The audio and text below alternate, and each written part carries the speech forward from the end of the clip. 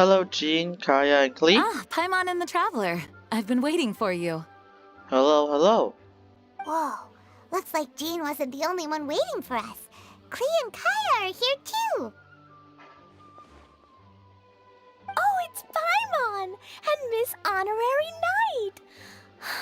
It's been so long. Hello, Klee. Ah, look who it is. You've caught me completely off guard this time. But then again, it's always a pleasant surprise when you two show up. Guess we were so excited to see Jean again that we forgot to knock. I hope we didn't startle anyone. Wait a sec. You weren't talking about anything that we're not supposed to hear, were you? So no one here ordered Good Hunter? Sorry, we must have the wrong address. What? Oh, I was just showing Paimon the way. I'll leave you to it now. Hey, stop pretending like we're doing food deliveries. It's been a while since we last met, but I can see you two haven't changed one bit. Yep. Don't worry, we weren't discussing anything confidential. In fact, we were just talking about you. Me? Maybe we should let the star of the story explain it in their own words. Yeah! Let me tell it! A few days ago, I was reading Todoko Tales in the solitary confinement room when all of a sudden, whoosh! A letter came flying in through the window. Oh. Flying through the window? How does a letter fly? Like a bird does. It was flapping its wings. It could even talk. Wait, what? It said, well, it was a bunch of stuff I didn't understand. You couldn't understand? Then it must have been talking about how to avoid solitary confinement. No idea either. Kaya? Just saying. We don't want to let a teachable moment slip by. Okay, I know. Anyway, the letter said, "Oh, Klee, are you behaving? I see you've wound up in the solitary confinement room again." Sorry about that. Mommy is busy these days and can't take you out to play. But there's good news. I have a friend who has very kindly invited you to visit her. Oh? Who might that Oh, be? so the letter's from Alice. That sounds great, doesn't it? In principle, yes. But the issue is that Alice's friend lives quite far from here. The letter says that Mom's friend lives in Sumeru. The Knights of that Favonius is could never quite far. agree to send Klee off to Sumeru on her own. But Klee is rather intent on taking Alice's friend up on this invitation. Yeah, I really want to go. You see? So we were wondering, who can we send with her on the journey? Preferably someone who's a reliable hero and with a history of saving Mondstadt. Oh. Oh, so that's why you wanted to see us. I do apologize, but Klee gets along with you so well. We couldn't think of a more suitable choice.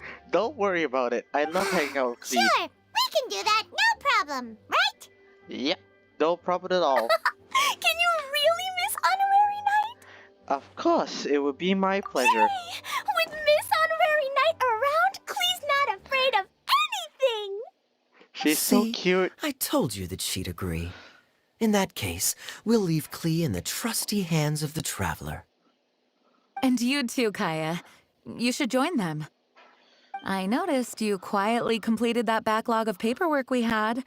You deserve the chance to unwind a little. Oh, so you noticed. Well then, I suppose I have no reason to refuse.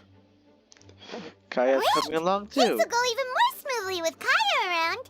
Still, Sumeru is pretty far. It's gonna be a long journey. Don't worry. Mom's letter had a magic invite inside. Magic Mom invite. says we just have to all shout out where we want to go at the same time. And poof!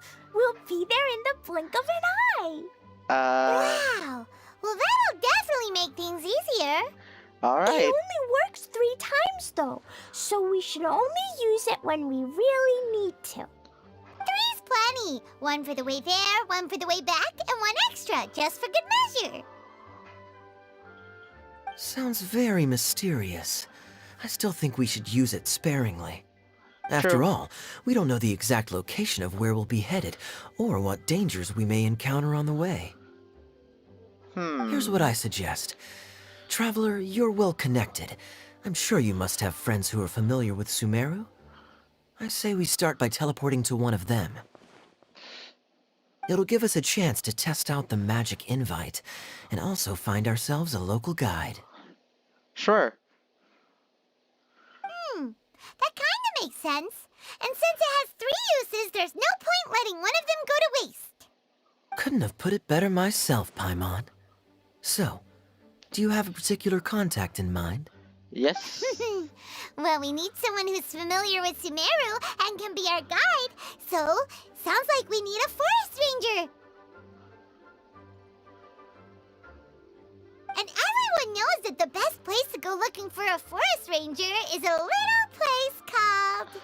Gandharvaville. That's the one. Maybe we can get Tainari to help us. All right, Gandharvaville it is. Okay, I'm happy wherever we go, especially with Kaya and Miss Honorary Knight. Ah, she's too cute. We should be on our way then. If you'll excuse us, Acting Grandmaster. Yes, let the wind lead. I wish you a safe journey. And Klee, I know. I'll be careful, I promise. Great. Okay, here goes nothing. Take us to... Gandharvaville. Gandharvaville. Gandharvaville. And Arbor Hill! What? Huh? No, Klee? it's not a hill. Wait! She said Grand Arbor Hill.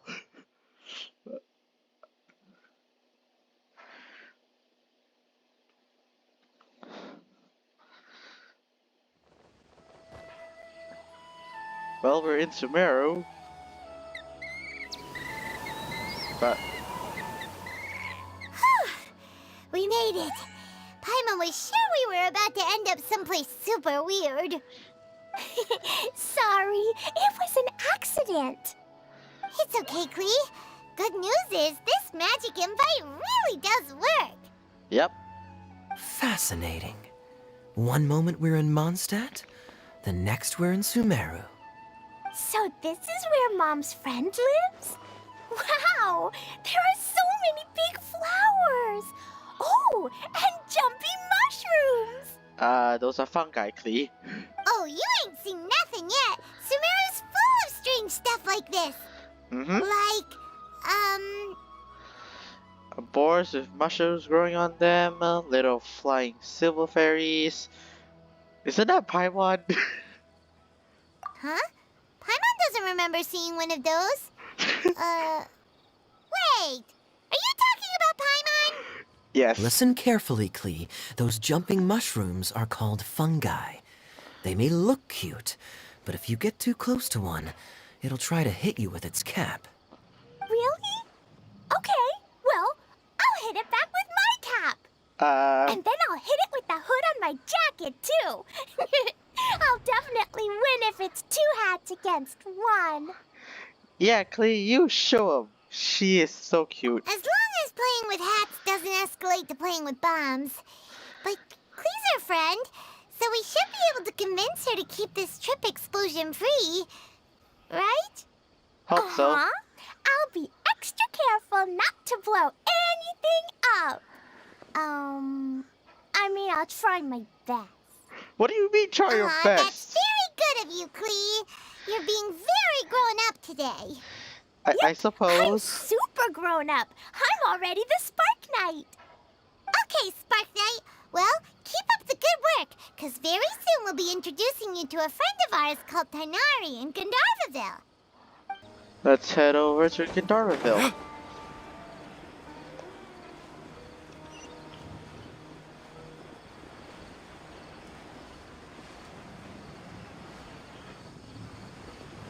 Oh?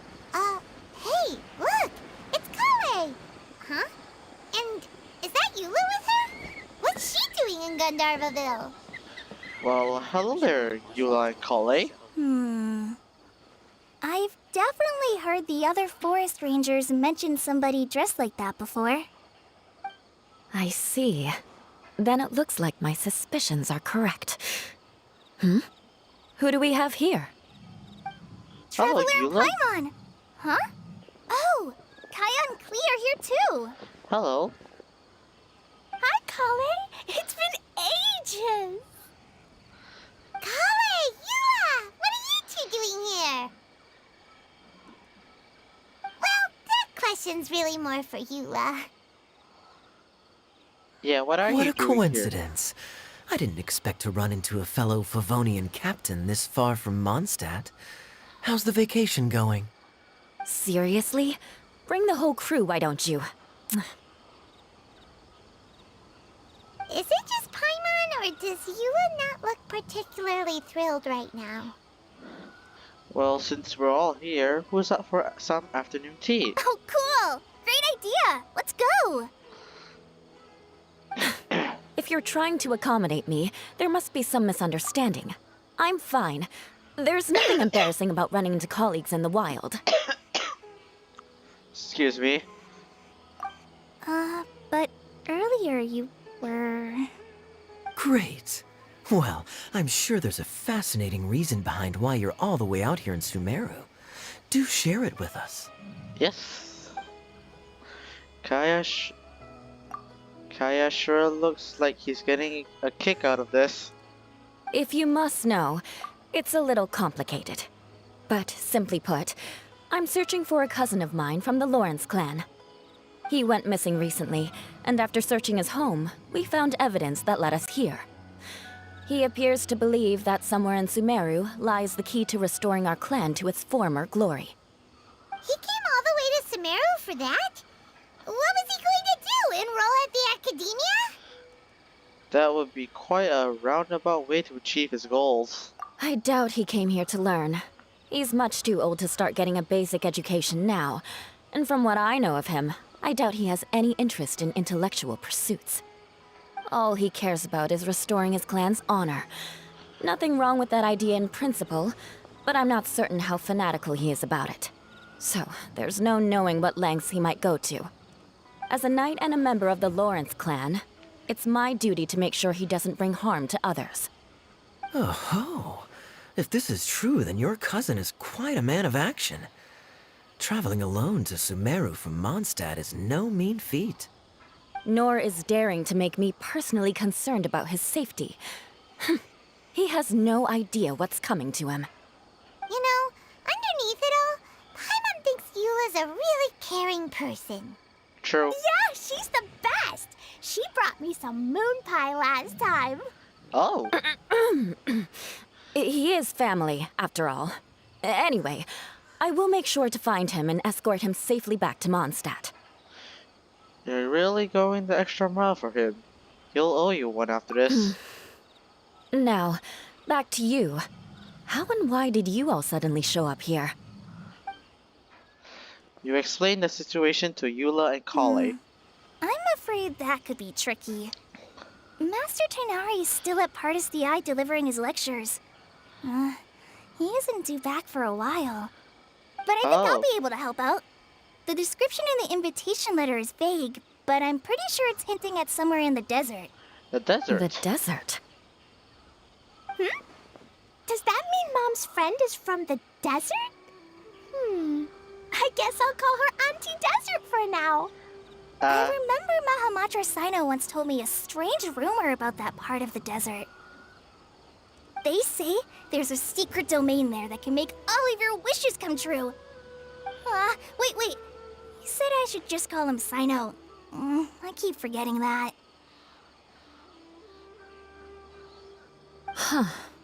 A domain that makes people's wishes come true.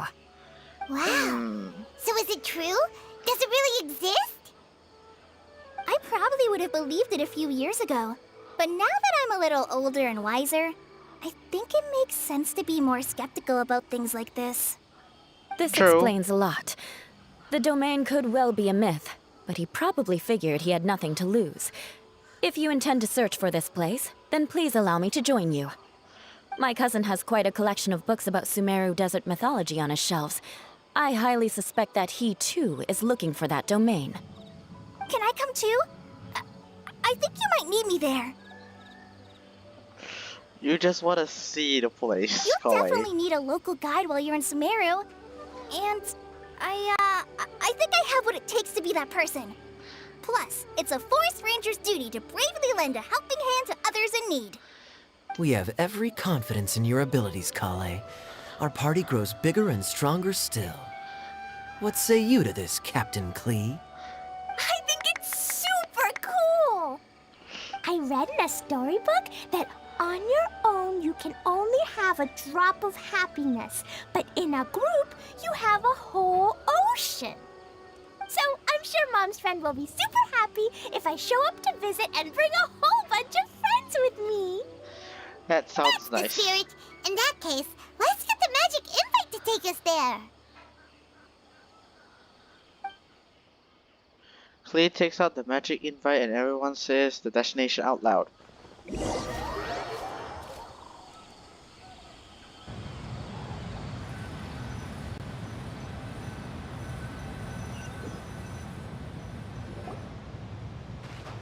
Whoa! This desert is huge!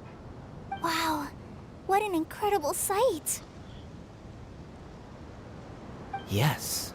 The scenery is quite magnificent.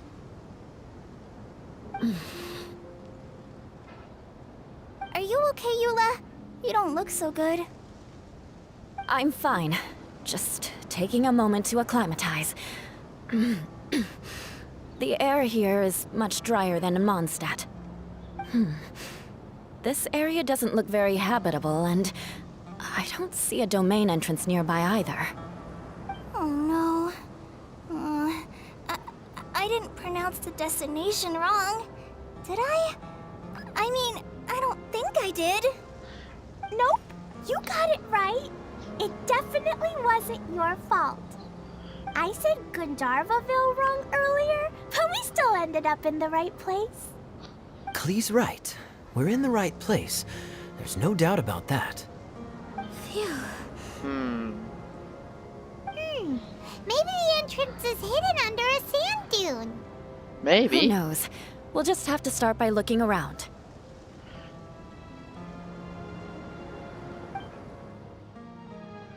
The party splits up to search the area out. Paimon's so tired and so thirsty. We should have found something by now. Unless there's a problem with the magic invite. Huh? How could that happen? Uh-oh. Did I break it by accident? But I didn't do anything. Todoko will back me up. I'm innocent. Don't worry, It's definitely Klee. not your fault, Klee. See? Not even a wrinkle on it. If the domain is somewhere nearby, Does Miss Honorary Knight have an idea? instead of us trying to find the domain, Ah, Paimon knows where you're going with this. yes, we can try getting the domain to find us. Interesting approach. Assuming we're right about this magic invite. That is to say, if it was sent from within the domain, the invite likely has some sort of connection to it. Oh, I get it now. Plus, I know a super special trick we can use. What is that? What kind of trick? Can you teach it to us too? Of course! Mom said that if I ever need help, I just need to shout this out loud. Magic invite, Klee needs your aid. Do something now so Klee's not afraid. Look, something flew over. Oh? It's a bottle. It looks like a bottle. Remarkably effective. That's one trick I'll be keeping up my sleeve in the future. You should make a note of it too, Eula. Absolutely not. It's not my style. I suppose bottles are pretty common in Sumeru mythology. So, is this supposed to be the entrance to the domain? I suppose so. In a bottle? Huh. Well, if there's one thing we learned in Liyue, it's never judge a domain by its cover. True, that is Guess there's true. one way to find out if this really is the way in. Come on, reach out with your hand. Touch the bottle. Here we go.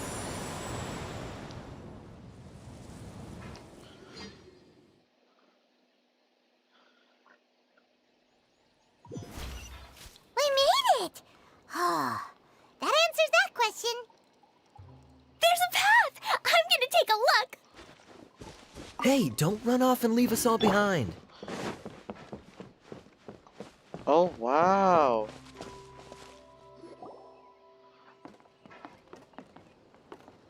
Look! Look! There's a huge garden here!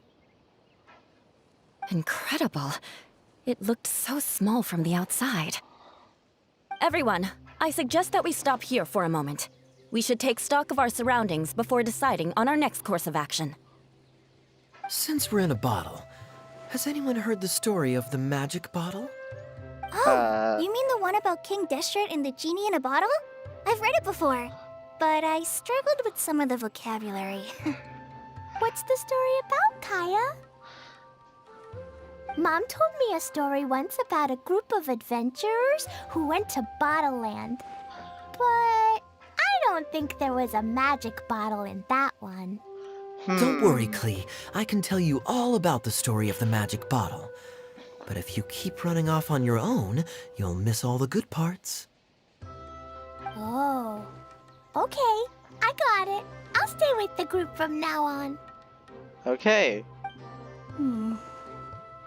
What's wrong, Kale? You sense it too, don't you, Kale? Something's not quite right. Yeah, the scenery here is beautiful, but it's too quiet. And there's no sign of Klee's Auntie Desert here anywhere. Maybe Auntie Desert lives way further down inside. This place is super big, just like Fischl's Immer Nachtreich. We still have a long way to go. Guess we won't know until we get there. Let's keep going. Alright. Hopefully we'll meet her soon.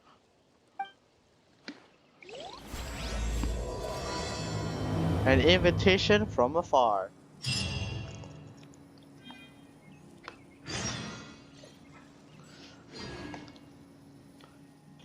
Alright, let's keep going.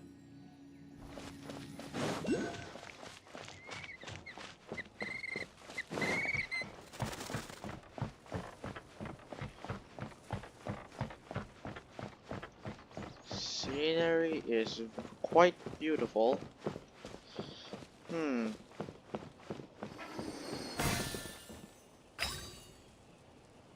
It's like no one set foot on this road for quite some time. I agree. And the further we get, the more I feel like this place is a whole lot bigger than we imagined. Oh, what is that? There's something strange up ahead. Let's check it out.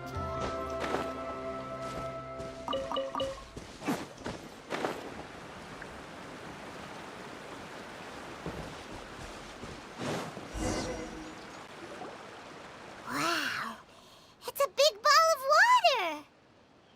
I wonder what it feels like. Can I touch it? It's not so big that we could probably pass straight through it. And that was the last we ever heard from Paimon. Watch out, you might get gobbled out by the water ball monster. Oh my god, I love this. That's so scary. Stop giving Paimon the heebie-jeebies. Let's not touch it for now. We still don't know enough about our environment. But we can't just do nothing at all because then nothing at all will happen. True. I have a feeling that this could be the core that sustains this entire bottle domain. In which case, the moment we touch it, this place will instantly revert to its original size, with all of us still inside. Yikes. Okay. Paimon won't touch it. Jeez. Kaya, are we really gonna get squished inside a bottle? Of course not, Klee. I'm sure the real core of this domain is hidden away in a very safe place. Somewhere like... over there, for example. I was so nervous that I didn't notice that big wheel at all. Huh. Wait, who goes there? Oh. Gurgle? It's the water Belmont! Gurgle. It doesn't seem hostile. In fact, don't you think it looks happy to see us? Hmm. Really? You sure it's not gonna gobble up Paimon whole? I don't think so, Paimon. It keeps saying Gurgle.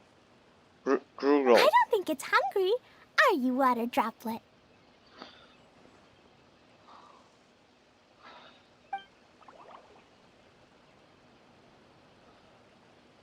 Oh dear. I don't know about anyone else, but I'm not understanding a word of this.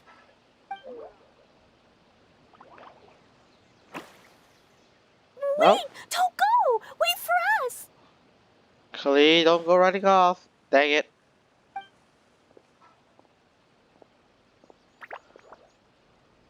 I think it wants us to follow it.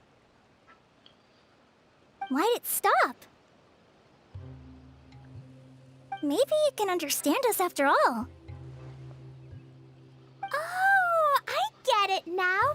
It's leading the way for us, just like the cats in Mondstadt. What? Like the cats? How so? When you're walking around in Mondstadt City, sometimes a cat will show up on the side of the road. It'll walk ahead of you for a while, and if you're curious enough to follow it, you'll soon find yourself in front of a fine establishment called... The cat's tail. Exactly. So let's see where this water droplet takes us. It could be interesting.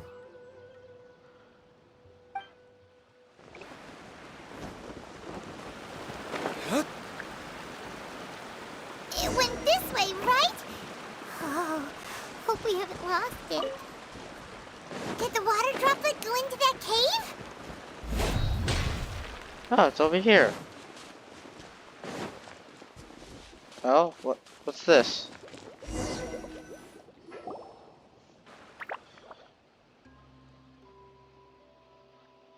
Huh? Another strange contraption. And there's a weird-looking wall over there. This kind of looks like that ball of water we saw earlier.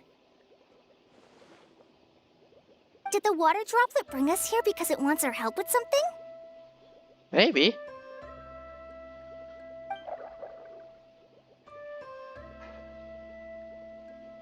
What? Your friend is trapped in the wall? How can you understand it, Klee?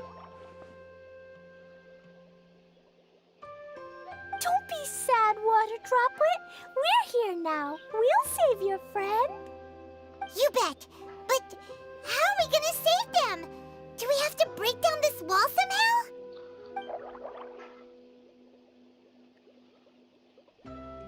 Nope, we can't do that. No breaking the wall. Do we need to find a key of some sort then?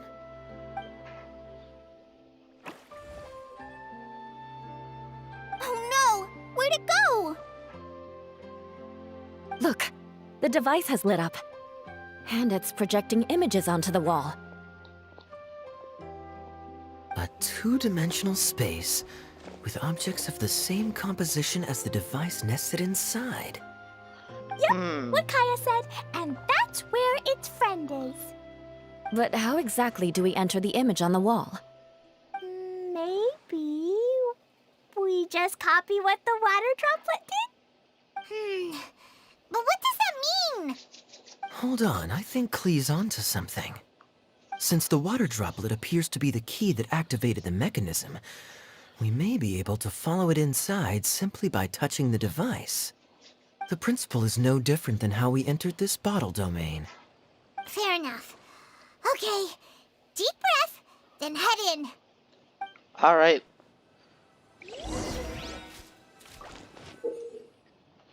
Get close to and activate the streaming projector to enter the preprint on the wall. Within the blueprints, you can interact with objects to operate key mechanisms, solve the key puzzles, and reach your destination or complete the corresponding exploration objectives. Changing some objects outside the preprints can affect the environments with those preprints. Alright.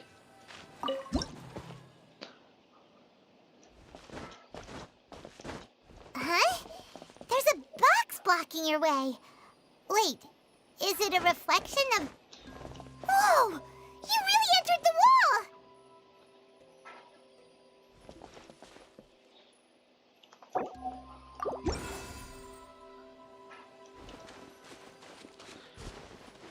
I need to move this. Aha!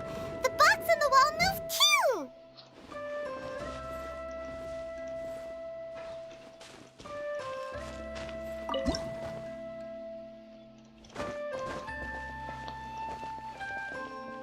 Wow, another water droplet just came out from the wall!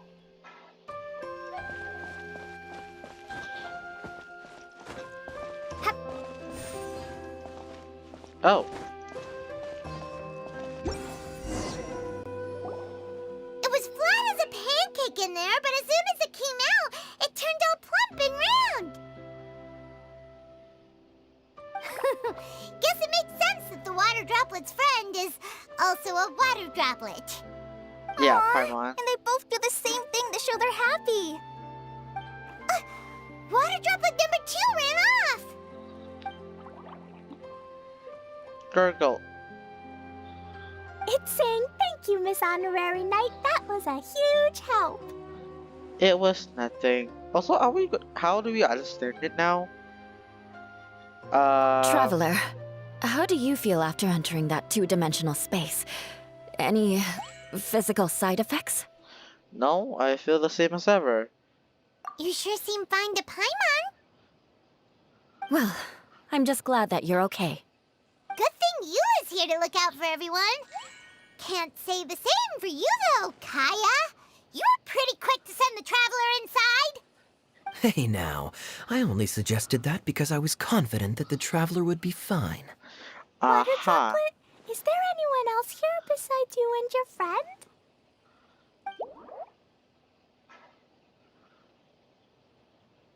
Yep, you know, anyone who looks like me or my friends. Oh, it's gone. Oh, it ran off again. Hopefully this is a good sign. Amazing. Come on, let's follow it.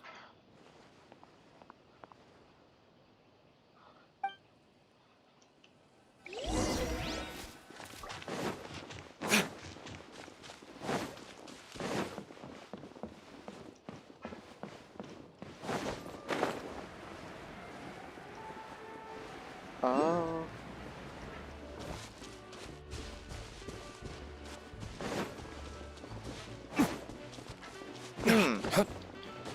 Oh wow.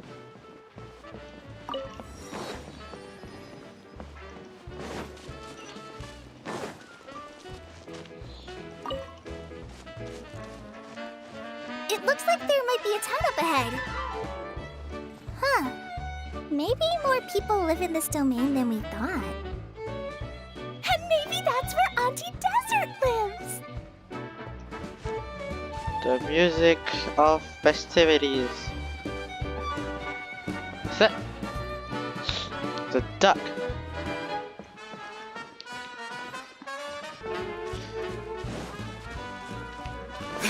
More water droplets.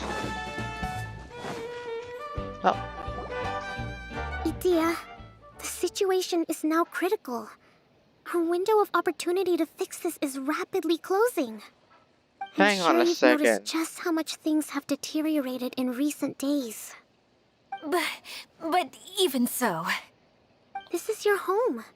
Are you really going to let everything fall to pieces? Kokomi! Well, I live here, but it doesn't actually belong to me. Huh? Paimon knows that voice. Definitely sounds like someone we know. Anyone else who comes into this domain in the future will take one look at the ruins before them and conclude that this place was abandoned years ago. But just imagine how different things could be if you maintain this domain in perfect condition. Whoever sets foot inside would witness a magical wonderland. Hello, How Kokomi. miraculous it would feel to them to find such unimaginable beauty in the middle of a lifeless desert. Oh, you're right, General. Truly, but... Act now while you still can. You have to stand up to this and break free from your despair. The most important thing is to have no regrets in the end. Well, no one chooses to have regrets, do they? But I take your point. I'll try my best to stop running away. But the question remains of where to begin. Paimon's figured out who it is! Is it Miss Honorary Knight's friend from a faraway land? She's a divine priestess. A divine priestess? What's that? Is it a kind of mage?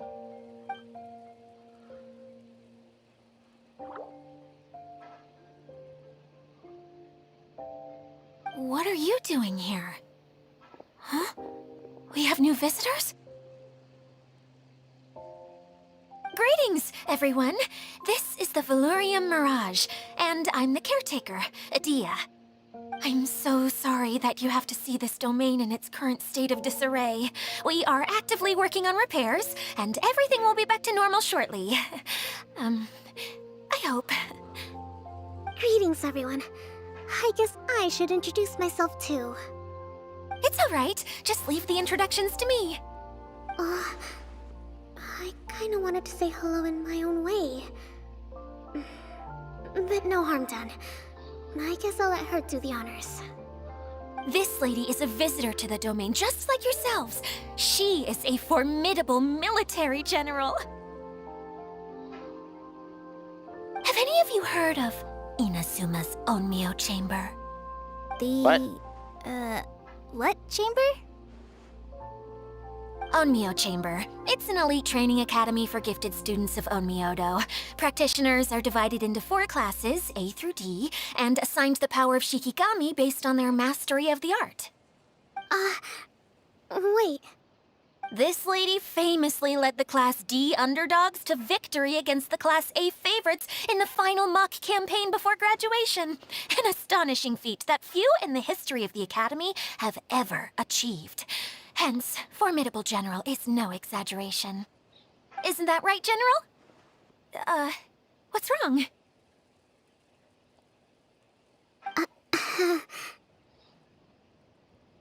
Huh? Wait, so the favorites were beaten by the classy underdogs? Paimon's not completely following. Those all sound like troops from the Inazuma light novels. That doesn't sound like the divine priestess Miss Honorary Knight was talking about. Uh-oh. Did she just get caught lying in front of someone she was trying to impress? Or maybe she uses a different identity in her private life, and this is the first time her friends are learning about it. Seems kind of embarrassing, but also kind of cool. I guess having someone else to introduce you is a good way to make an impression. Maybe I'd fit in better with everyone if I had a title too.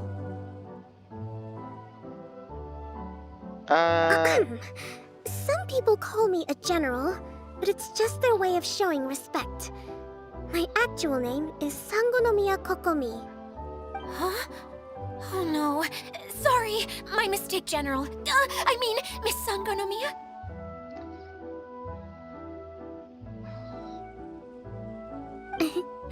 Call me whatever you like, Itia. The only important thing about names is knowing who's who. Oh, I get it now. It's like that story that Mom told me that time.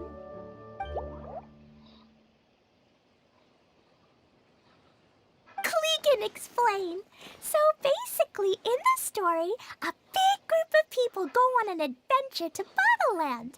One of them's called the King, and some of them are called Knights.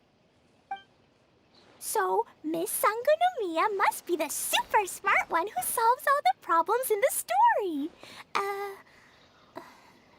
What's that one called again? Perhaps a sage? Indeed. Wisdom is an important attribute found in military generals. True. Okay, well, I'll just call you that. Miss General it is. Fine by me. Sounds really cute, coming from you. At least, cuter than my pen name, that's for sure. Well then, how should I address the rest of you? Old friend for me, I hope. How could I ever forget you? But what about these esteemed ladies and gentlemen accompanying you? I'd be delighted if you could introduce me to them too. Wait, Klee wants a title too.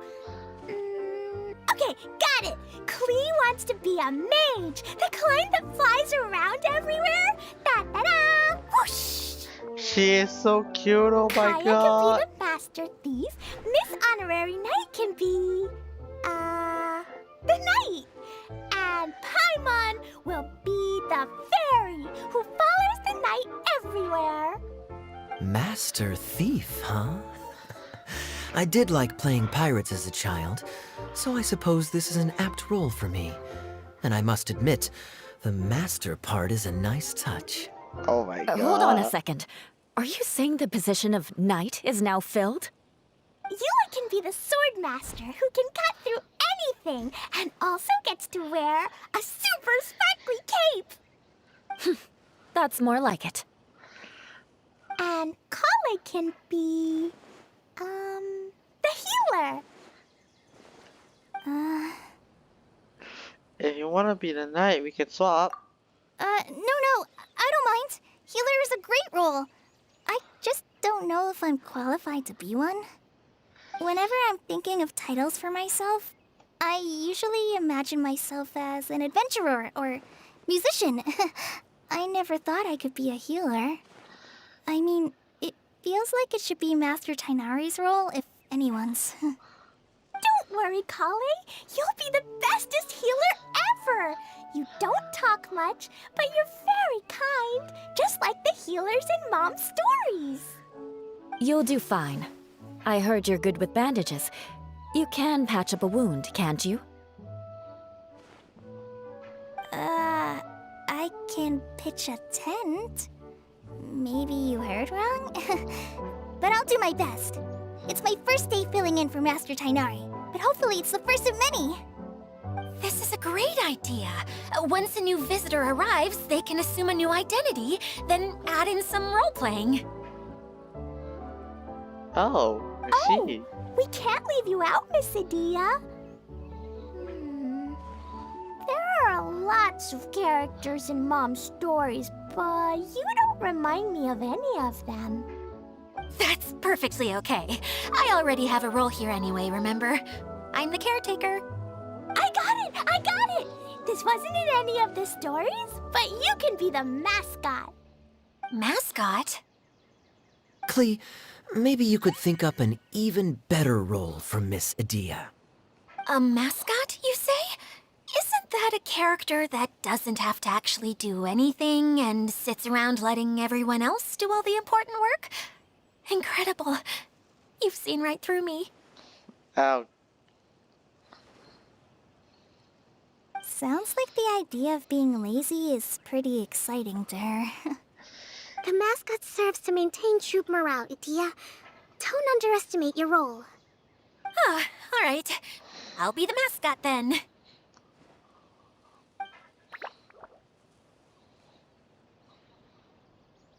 That's right. Thank you for bringing these new friends here safely. You can go off and play now. Thanks, Water Droplet. See ya! bye.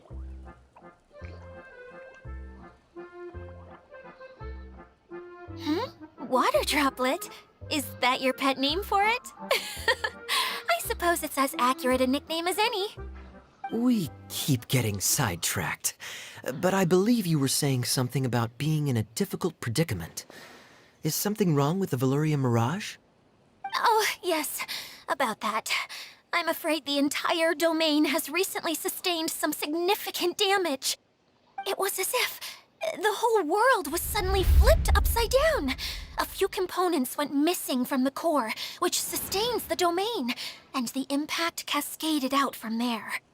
Needless to say, many things in the Valurian Mirage have now stopped working.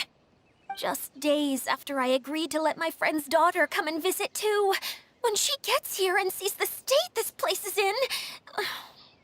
Oh, so you're Mom's friend? Hi, Auntie Desert. I'm Klee. Here, I brought the magic invite, see? Huh? Wait, so you're... Look how dilated her pupils are. She must be very surprised. Yeah, and not in a good way. Mom's the one who sent me here. She's the strongest mage ever. She said that her friend lives in the desert.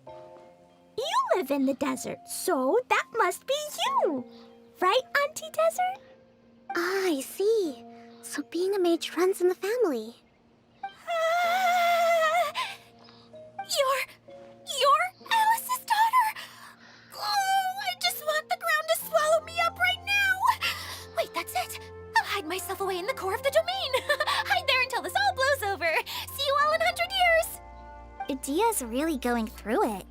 She's like a shriveled little forest fungus, hanging its head in shame. Kale? That's a harsh analogy. Where'd all that come from? Don't worry, Auntie Desert. Klee's here to help you. And all my friends will help too. Just take a deep breath, and then another deep breath, and all your worries will fly away. Klee's right. Many hands make light work. As a knight, it shall be my honor to render my assistance. Yeah, don't you worry. Lady Fix-a-Lot over here has a good track record with this kind of thing. Yep. Well, I'm useless, but it looks like that won't matter with all you capable people around. Fantastic. Don't put yourself down, Adia. You're great too. Thanks for your encouragement. Anyway, for the time being, please talk amongst yourselves. That'll give me some time to think things through and maybe make a start on, delegating. And let's talk to Klee and Kokomi. Hi, Miss General. Miss Honorary Knight says that you're from Watatsumi Island. What's it like there? There must be loads of fish, right? Wait! You look kinda like a mermaid. Are there fish in your family? Oh, sorry to disappoint you, Miss Mage, but I'm just an ordinary human. I have lots of great stories about Watatsumi Island, though. Come on, let's enjoy the scenery while I tell you all about it. How cute. Alright, next up, Kaya and Kale. Feeling nervous, Kale? Well, it's your first time as a guide, after all. Oh, no, not at all. I'm just, still settling into the role. So I was thinking about how to talk more like Master Tainari. Well, the easiest way to imitate someone is to start with their most common turns of phrase. Oh, okay. In that case, put that mushroom down.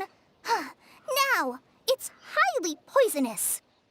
There you go. With just a few simple words, you've captured your master's personality perfectly. Anyway, what about your role? Don't you mind being the master thief? It doesn't sound like you're one of the good guys. Maybe not. Until you factor in that I only steal from the enemy. I think that's enough to make me one of the good guys, don't you? Oh! Fair point, fair point. Makes sense. Makes sense. Anyway, what's this? This... Yeah, there's definitely something off. Oh!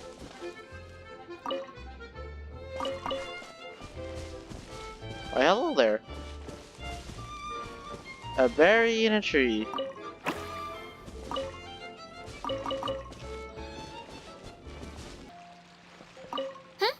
Who else has visited the Valoria Mirage recently? There was someone from the academia who came not long ago. A Kasharawar scholar. Blonde hair. Architect, I think. Kave? He was a huge help and redesigned many of the buildings here. Although he was always grumbling to himself, he was extremely diligent in his work. What a kind person. I could tell that was a sensitive soul. A lot like me. Sorry. Please pretend you didn't hear that. I'm, of course, a very strong and resilient person. After him, an aristocrat from Mondstadt showed up, then Miss Sangonomiya. Unfortunately, everything here suddenly started changing before I had the chance to be a good host and show them around. Do you know where the Mondstadt aristocrat is now? If I remember correctly, he headed north after the incident. It's a pity we're having all these issues. If we could get everything working normally again, I could probably locate him in an instant. Still, not to worry. There's nothing dangerous here. Indeed. Hey, Idia, you got an update for us? We've all caught up with each other. Very well. Then please allow me, Idia, your mascot, to explain exactly what's happened here. She's pretty happy with the mascot role, huh? Basically, this entire domain is powered by a device called the Central Hub, which you all saw earlier. But following a major incident, several key components from the Central Hub came loose and went flying. 4 components, I believe, which has caused the Central Hub to stop turning. Oh, so that thing's supposed to spin? Yes, it definitely shouldn't be frozen still like it is now. At least, that's not how it was when I first got here. Oh, I've done such a terrible job of taking care of it, it's so embarrassing. Hey, everything's gonna be okay. So, we need to fix the big wheel up there. And to do that, we need to find the missing parts. Right. I do know where one of the parts is. It landed not too far away. But the rest all landed in different areas. I'm afraid you'll have to go and look for those. That's fine. Now, as the caretaker and your mascot, I shall announce your respective adventure duties. You can just be yourself if you want. No need to force the whole role-playing thing. Oh, I see. Okay, so I was thinking that maybe Swordmaster Eula and Healer Kale could investigate the northern zone, if that's okay? Fine by me. I was going to be looking for my cousin there anyway.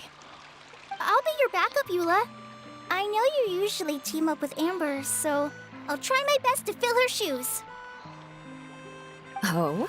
Well, this'll be fun. Let's see if a forest ranger can outperform an outrider. Master Thief Kaya and Mage Klee, if you could earmark some time in your busy schedules to search the West Zone. Earmark? What does that mean? It just means we mustn't forget to do it. Don't worry. We can handle that. Finally, we have our General, Miss Sangonomiya, and our Knight, the Traveler. If there's no objections, please come with me to retrieve the first component. Alright. Look at her! Oh my gosh! She has the starry eyes. Understood. You have my sword. Wow, spoken like a true knight. Then, for my part, my strategic mind is at your service. All right, well, if anyone finds anything, come back here and we'll regroup. Please take care while you're out on the road and look after each other, especially our little mage here. You got it. I'll take extra special care of Kaya. I'll be on my best behavior. Okay, we'll leave it there for now. You two, please follow me. I remember seeing it just behind the Central Hub. So, how come you didn't bring it back when you first saw it? I'd have been more than happy to, if this one component was enough to fix the whole domain. but with 3 other components to find, oh, I suddenly felt overwhelmed by how much work needed doing. Paimon kinda gets that. Taking the first step is always the hardest part. Hey, so Paimon's been meaning to ask, what brought you here, Kokomi? Oh, well, things have quieted down in Watatsumi Island for now. So I thought I'd take the chance to get out and see more of the world. You've traveled a pretty long way. Why Sumeru? I figured that I needed to venture farther than usual to really broaden my horizons. Well, that's one reason anyway. I can explain in more detail another time.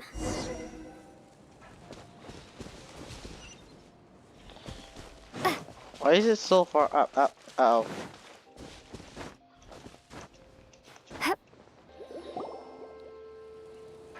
Okay, this is the spot. Now, I'm sure you're both wondering, but where's the component?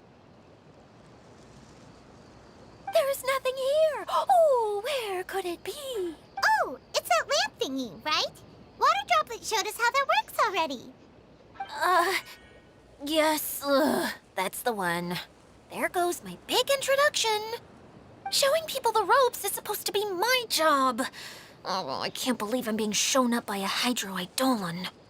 Cheer up, Edea. The Hydro Eidolon can give a basic demonstration of how to use things, but beyond that, it can't communicate. That's where you come in. Your descriptions can explain everything in full, vivid detail. Paimon forgot how persuasive Kokomi can be when she really wants to.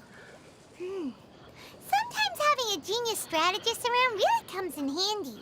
True. Now I see how an equivalent speaker can persuade others to not only agree with them, but do things for them. Oh, well, if you put it that way. Well then, just pretend like you've never seen it before, and I'll tell you all about it. This is called the streaming projector. Everything here in the Valurium Mirage was made using this device. Oh, All you need to do is place an item in the projector, and you can construct a corresponding item based on the shape of the original and your imagination. At least, I think that's what it used to do. With the domain in its current state, only its most basic functions are still operable. basic functions like shining light. Okay, not quite that basic. At the moment, it's only able to show 2-dimensional objects. I call them preprints. Think of it like a sort of draft or blueprint or something. So you're saying the component fell into the preprints? Yes, exactly. I'll leave you to go in and physically retrieve it. While I'll be out here rooting for you by doing a motivational dance. Really? No, sorry. I feel like I have 2 left feet when I try to dance. I guess I'll just find a place nearby to sit and wait patiently for you. Hey, come on! Cheer up! We'll handle everything from here! Yeah, alright. Let's see. Do I need to move anything now? Push that one there. And we push this one.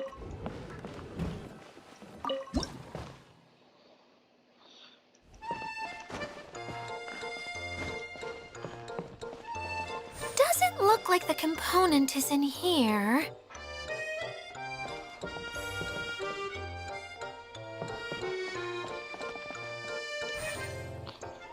Nope, not in this one. Yes, that's the one! Now you just need to bring it back out.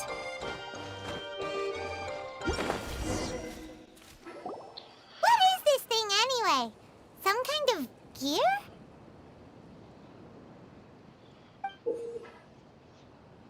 And why is it so small? It doesn't look like it belongs in that huge wheel. It's hard to explain, but I assure you that it's definitely one of the components. So that leaves 3 more components missing. Every journey begins with a first step. I think we're off to a good start, and things should keep going smoothly from here. Yep, You really think so? of course. Trust the I general. suppose you're right. She did manage to defeat Class A at the Onmyo Chamber, after all. You don't need to keep bringing that up. Anyway, thank you for all your help. I'll take this and start trying to repair the central hub. You two may as well head back to town. Oh, why am I so clumsy? Once again, I was no help at all. The least I can do is try and handle the actual repairs.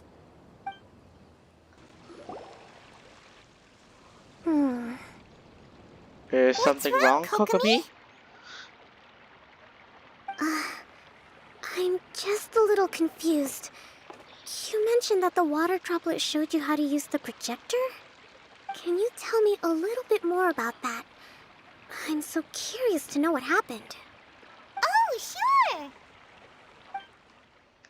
You tell Kokomi everything that happened earlier with the water droplet. See. Oh, Hey, look! The wheel is spinning now! Oh, and now it's stopped again! Well, that didn't last long. It also wasn't spinning at the right speed. Before the incident, it spun much faster than that. Oh, so you saw it back when it was still working? Oh, yes. I arrived here a little earlier than the rest of you. But the incident took place not long after I entered. Like Idia said, it felt like the world was flipped upside down. I don't know how else to describe it. And I certainly don't want to experience it again. No, it's no use. Seems it won't run until all the missing components are returned. For a moment there, when it started turning, I got excited. I thought that maybe the hub can work just fine without the other 3. Wishful thinking is only going to lead to disappointment, Idia. Let's stick to the plan. We'll get there. Hey, Miss Honorary Knight and Miss General are here. Oh, and our mascot. You beat us! I was sure we were gonna be the first ones back. Hey, how'd it go? mission complete. Whereas the night sword goes, victory soon follows. Impressive. I Look doubt at you'd her. find many other knights of such caliber even among the knights of Favonius. How about our master thief and mage? Did you find anything? You bet! We made a huge discovery. The place we were trying to get to was blocked off. We couldn't see anything past it, and there was no way around. But then, just now, a huge canyon appeared out of nowhere, so we hurried back here.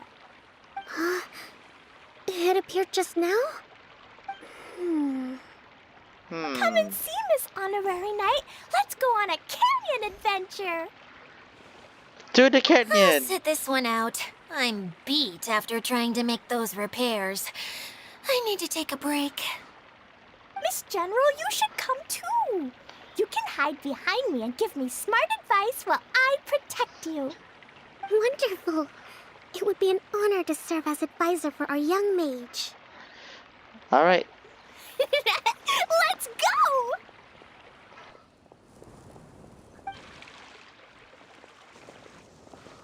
alright.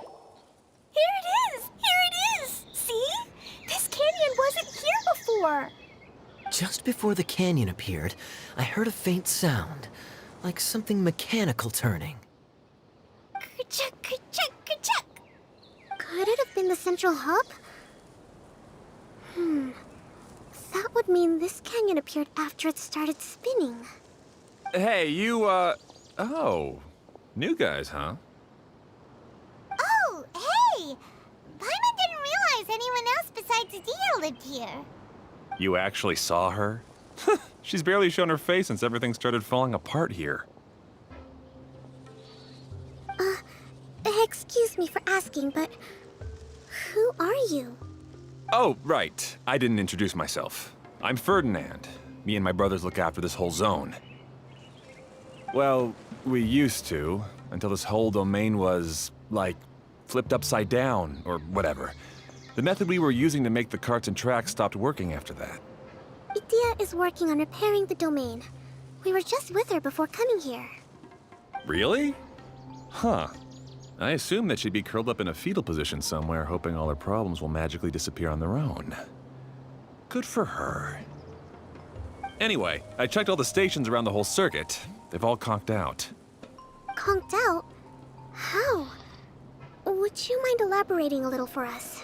Yes, please. But aren't you just travelers who stumbled upon this place by accident? Nuh-uh! I'm Mage Klee, Idia's helper. A mage? You? Allow me to explain. You introduce yourself to Furland and explain what's happened. Okay, I gotcha. Well, right now the more helpers we got, the better, I guess. Anyway, our first priority is to get the carts here up and running again. Oh? And why is that? The roads here twist and turn so much that the best way to get around is by riding the rail tracks instead. Let me show you. This is what we used to make them. Did Idia bring you up to speed on these things? Is it a streaming projector? It is a streaming projector, right? Yep. Basically, we need something that we can put inside that'll make a cart for us. Like what? Can it be anything as long as it looks like a cart? Yeah, you could put it that way. But one other thing is that it has to be compatible with the tracks. So, something like a sedan chair, maybe? But I'm not sure we have all the materials required to build one of those. How about you, Traveler? Any ideas? Maybe just a basic wooden cart? That would solve the issue of materials. Wood's no good. A rickety wooden cart would be too dangerous. Really? Hey everyone, come and see what Klee made. Ta-da! Look! I made a cart! Wow! Amazing work, Klee! How did Whoa! It fits the track like a glove, too. Plus, it's a heck of a lot cuter than the ones Idia made. Well done, Klee. Who was a clever mage? I just wanted to give it a try, and suddenly, boom! There it was! Oh my god, I she's gotta so ask. cute. What exactly did you make your cart from, Klee? I used Jumpy Dumpty.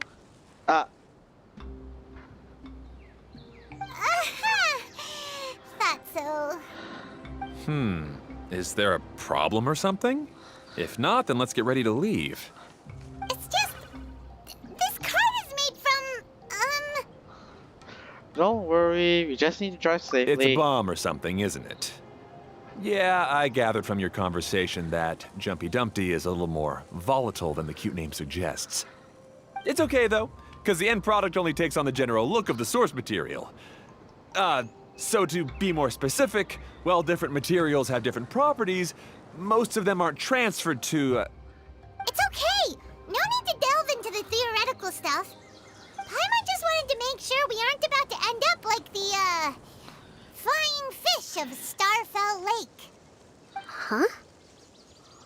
Can we ride the cart now? In a moment. We need a hydroidolin to power it up first.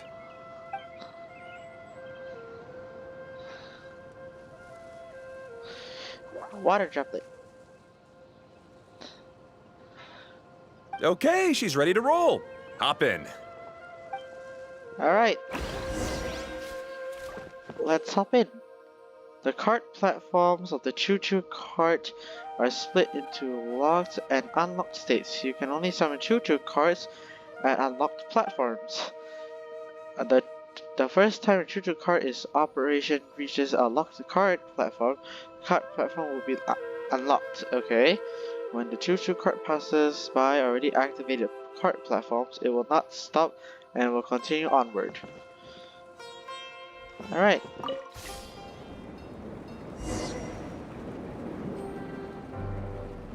Oh wow.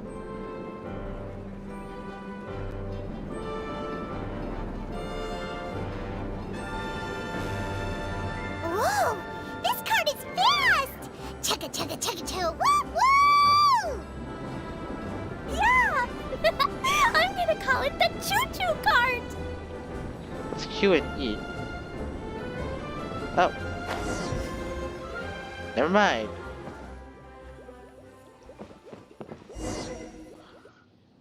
The track is damaged up ahead. We need to make some repairs before we can go any further. Yep, looks like it's all reverted to a preprint state here. Do you know why that happened? Everything in this domain starts as a preprint and only takes shape after being illuminated by the streaming projector.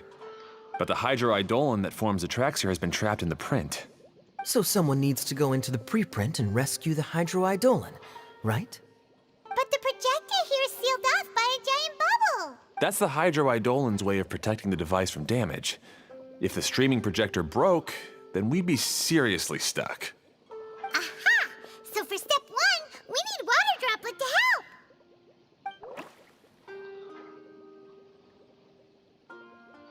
Aw, it seems to really like that name.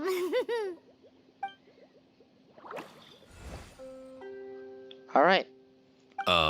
Any volunteers for step 2? Leave that to us. We know what to do. Uh-huh. Alright, let's see this image first. So we need to go there, that one, this one, we will move it here. Yep, seems good enough. Let's go. Ah, so the hydroidolin was locked up in that chest.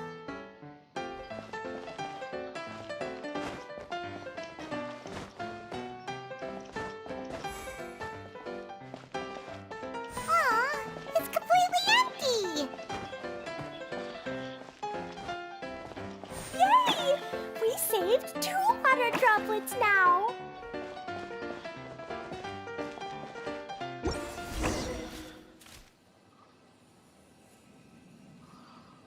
Whoa, Water Droplet just transformed into some new tracks. Good. Let's keep going then. The choo-choo cart guys, okay. Alright.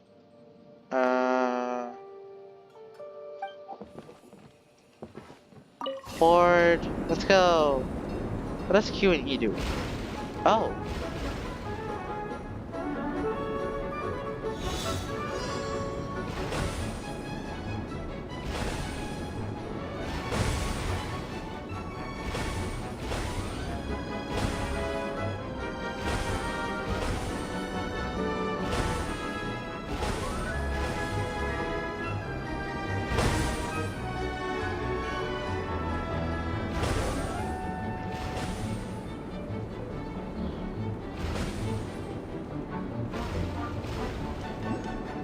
Hey, Ferdinand! You mentioned that you managed this place together with your brothers. Did you mean that your brothers are water droplets? No, the hydroidolins are like helpers here. As for my brothers, well... those two. You'll meet them soon enough.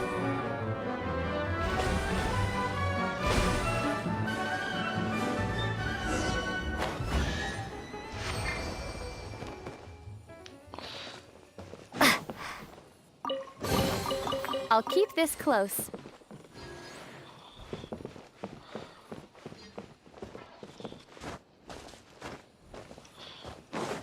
Alright, let's go.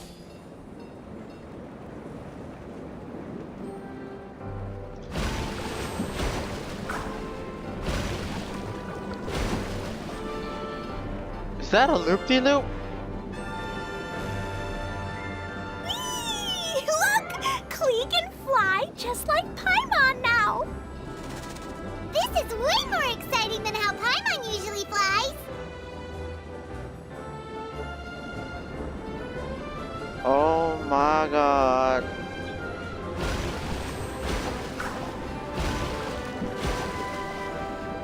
Woo!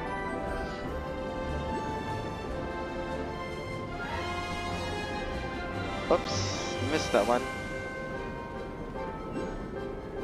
Seems we've just about finished repairing the station and the connecting tracks. Let's go check the track switcher now. It's over there. Oh! There's another spinny thing here! It's so big! But saw in the middle of this place? That one was huge. I bet it's something super important. I remember what Kaya said earlier. Very good, Klee. You're using what you saw earlier to make observations, like a real adventurer. It appears to be a system that rotates to switch tracks. That's right. Originally, all you had to do was flip this switch and the junction would rotate. But it seems Jeremy still hasn't fixed it yet. He sure talks big, but when it comes to actually getting things done... Is this Jeremy you mentioned one of your brothers? Yeah. When I talked to him about repairing the tracks, I suggested we start with the station, but he said we should start at the junction. Really, it made no difference which one we started with, but he just had to turn it into a huge argument. He always treats me like I'm a fool and disagrees with anything I say. Let's see what he has to say now that I've already fixed the tracks. If you ask me, you're clearly a sharp person, Ferdinand. Yes, finally someone who can recognize that, rather than just shrugging off my ideas. Come on, let's make our way to the junction and see what he's up to. I bet he's still fretting over what to do.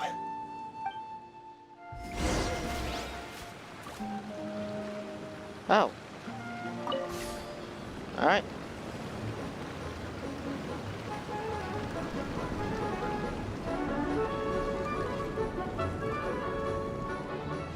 Sometimes I can't help but get angry just thinking of Jeremy. You should have seen him back in the sandstorm. I suggested we go east, and he argued that we should go west. You were in a sandstorm? What happened after that? We separated and each went our own way. Lucky for us, we stumbled across this domain. Otherwise, I'm sure we would have been buried in the sand. Everything will get better once we get the switcher working again. Still stuck here just as I expected. Well, did you make any progress? Didn't I already tell you? Just have the hydroidolins fix the junction and then make a new cart. After that, we can use the junction to... Wait a minute, how did you get here? It took a lot of effort for me to climb all the way up here. The answer is standing right in front of you. Yeah, sure. Those travelers must have helped you. You never get anything done on your own. You always get someone else's help and then try to take the credit for yourself. You're one to talk. What have you managed to accomplish, huh? You were here just moping around all day. Whoa. They started arguing the moment they saw each other. But aren't they supposed to be brothers? Me? His brother? Hardly. All right, Jeremy. That's enough. Fine. I'd rather be focusing my efforts on fixing the track switch rather than arguing anyway. You should calm down too, Ferdinand. Let's all focus on the situation at hand. Any personal problems can be settled later. Fine. She is true though. I'm sorry you had to see that. My name's Jeremy. I'm one of the people responsible for taking care of this area. I assume you're the ones who helped repair the tracks. Thank you very much. It means a lot. No need to thank us. We're just trying to help Edea restore the domain. You explained the situation to Journey. I see. Now that you and Ferdinand brought the cart up here, we'll need the hydroidolins to fix the area below. Them again, huh? Seems the hydroidolins are really important around this place. Yes, of course. Not only do they keep the junction turning, they operate practically everything else in the domain too.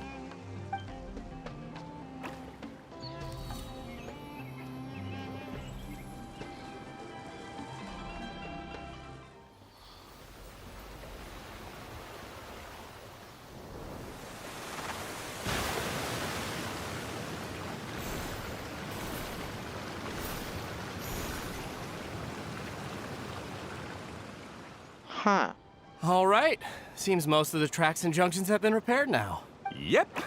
So maybe it's time you give credit where credit is due, What? You think you deserve the credit? If anything, we should be thanking these travelers. You... Well, either way, you're not the one getting any credit. You're always quick to criticize my ideas and push your own, but you never actually get anything done. And what about you? Don't forget it was Hado and I who took care of the mess that one time you impulsively tried one of your brilliant ideas. Speaking of Hado, wasn't he with you? I left early this morning. I assumed he'd be with you. Seriously? Couldn't you have at least looked to see where he was before you left? Hey, come on! You didn't see him either, so what's your excuse? Oh, Klee. What's wrong? You don't like see people argue? I don't get it. Nobody did anything bad. Why are they arguing? I just don't like his smug attitude, that's all. Who are you calling smug? If anything, you're the one who's making such a big fuss right now. All right, I think we've heard enough from you two.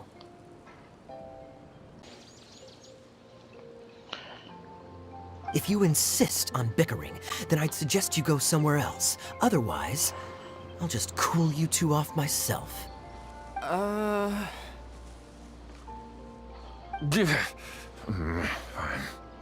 Now, come with me. I'd like to have a word with you. Phew. You alright, Klee? Don't be upset, Klee.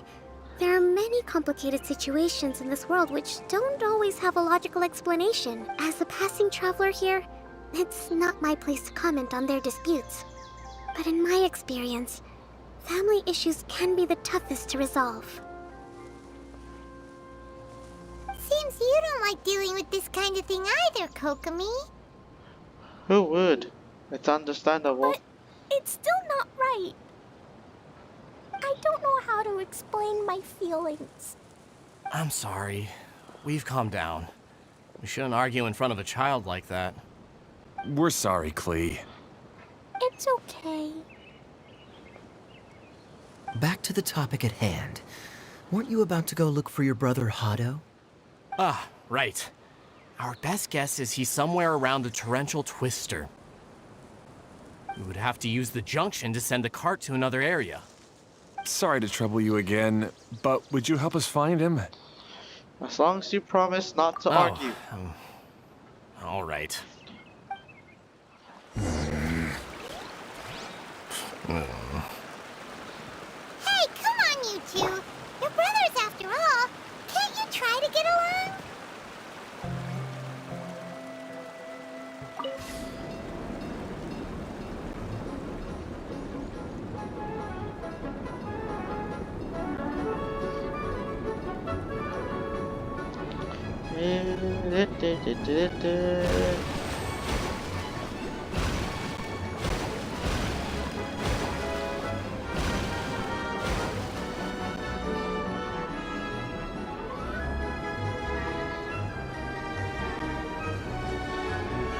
This is so much fun to use.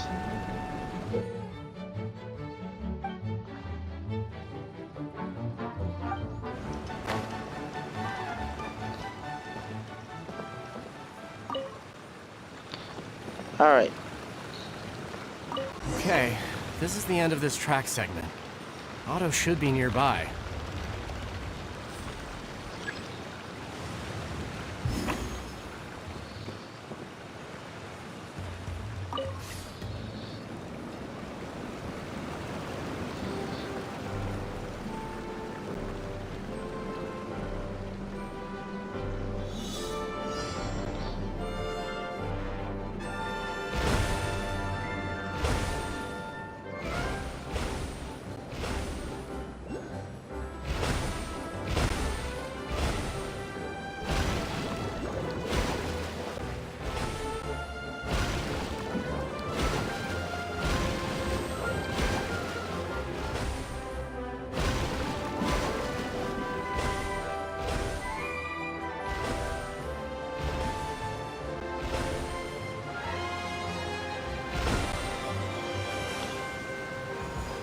Oh.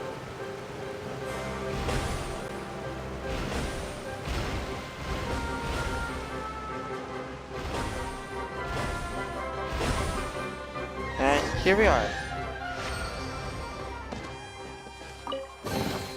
A reward on the road. Ah, I guess you had repaired the tracks and stations as soon as I saw a cart come zipping along.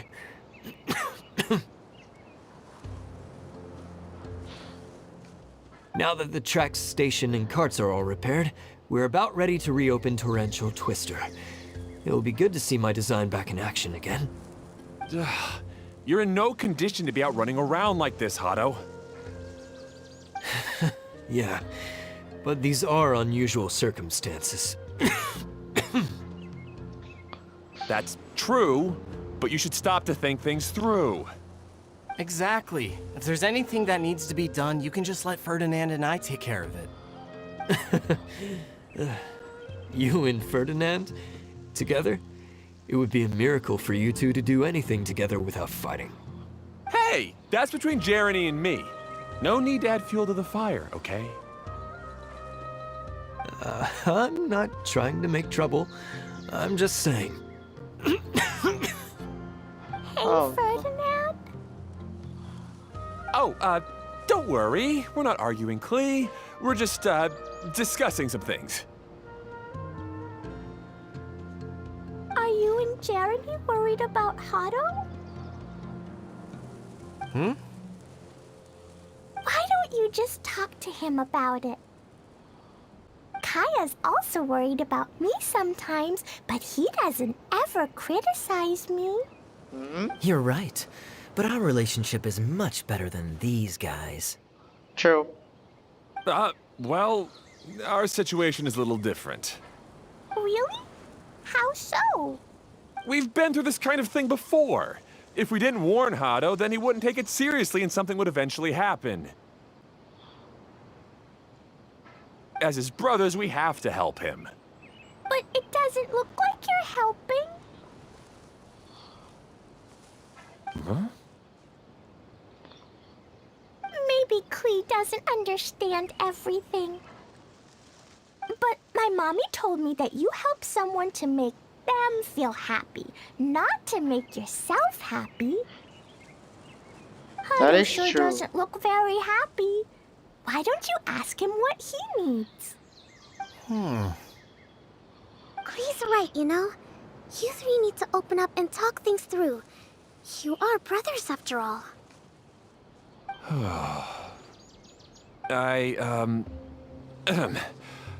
I've always cared a lot about you, Hado. Just like when we were back in the desert. You suddenly passed out and Jeremy and I started arguing. Eventually, all three of us ended up in this domain. I'm just worried that something similar could happen again. If you were to pass out and with nobody around to help you... I know, but this domain is nowhere near as dangerous as the desert. I was thinking that if I could handle these problems myself, then you two wouldn't have to argue about anything. If it weren't for my poor health and lack of energy all the time, then I wouldn't have always been such a burden on you two. No need to feel guilty, Hado. This was our choice. The three of us love adventuring. No one is a burden on anyone. Isn't that why we came up with the idea for this area? I would do the thinking, Ferdinand would use his muscle, and you would... Draw the blueprints and build tracks. It'll be a safe way to see all kinds of amazing scenery. Yes, that was the plan. See? Doesn't it feel better just to get along? Yes. Hey, what are you trying to say? You make it sound like I've only been trying to talk myself up. The choo-choo cart is great, Ferdinand. Really? You know, Klee, having the car zip along the tracks was my idea. Yeah, what an amazing idea. You're so smart. Hey, Klee, do you want to ride even more fun carts? Yay! Let's ride more! Looks like all three of them are trying to win Klee's approval now. And Klee is loving Klee it. hasn't realized it yet, but her innocent, childlike nature is very powerful. It can inspire and even help heal others. Hey everyone, please come with me. We need to get the Hydro-Eidolon in the cart to help us. Are we going back? No. We're going that way.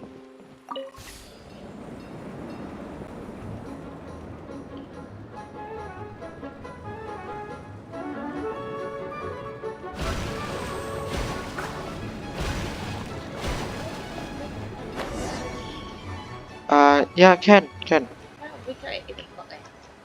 that okay? Yeah, that's fine, that's fine.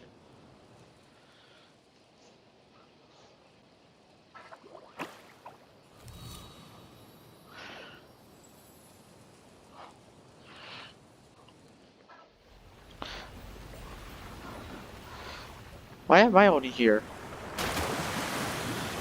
That's fine. Oh, the water's rising.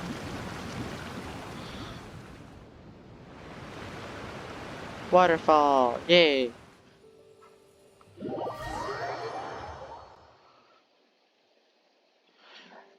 Alright, so we Good. are... Torrential Twister is ready to run now.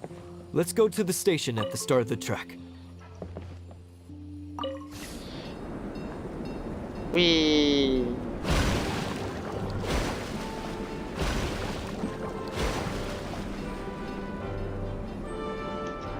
Oh wait.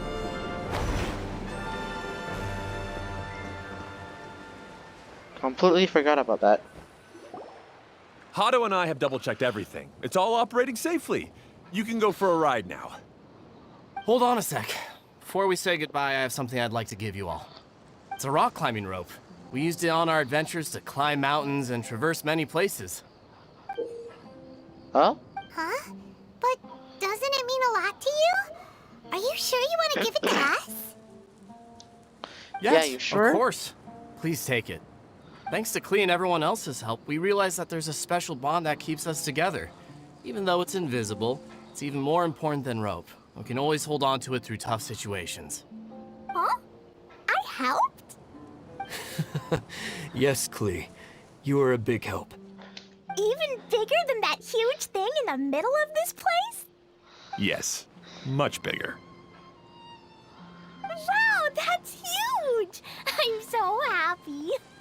By the way, have you ever seen anything like the choo-choo cart in the outside world? Nope. Today was the first time I rode anything like it. Is that so? I guess I'm not surprised. Seems you won't find Torrential Twister anywhere else. Be sure to come back and ride the choo-choo carts again while you still have the chance. Yep, I will.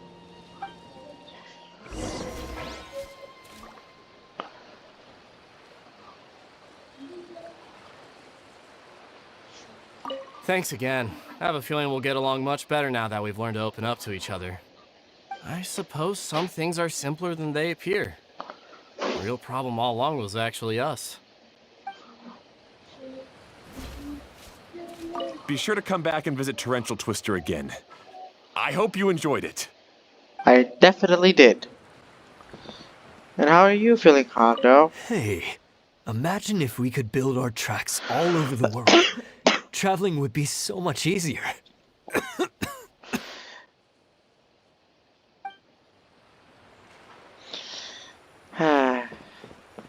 Alright then. Bye, you three. Let's head on back.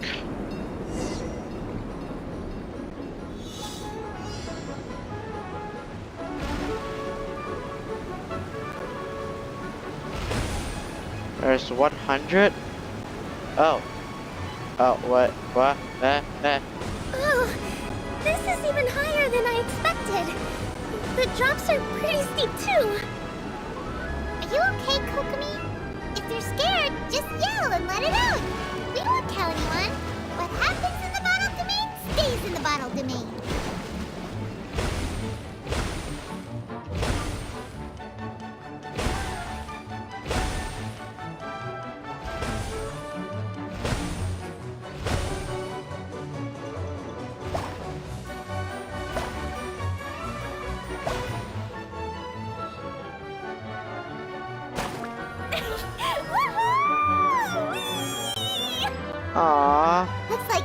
having the most fun.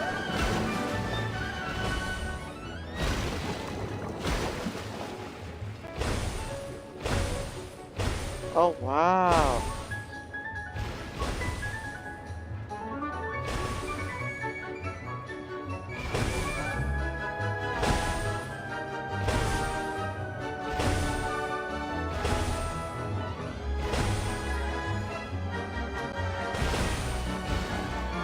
Huh?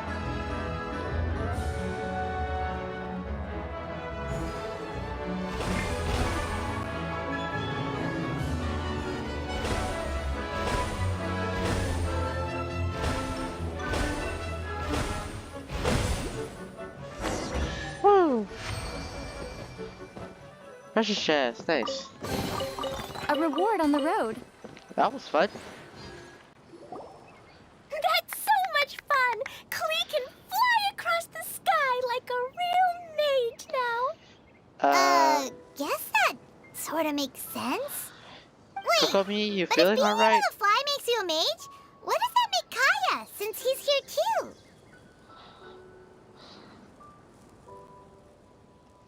Nothing! Kaya's just a master thief!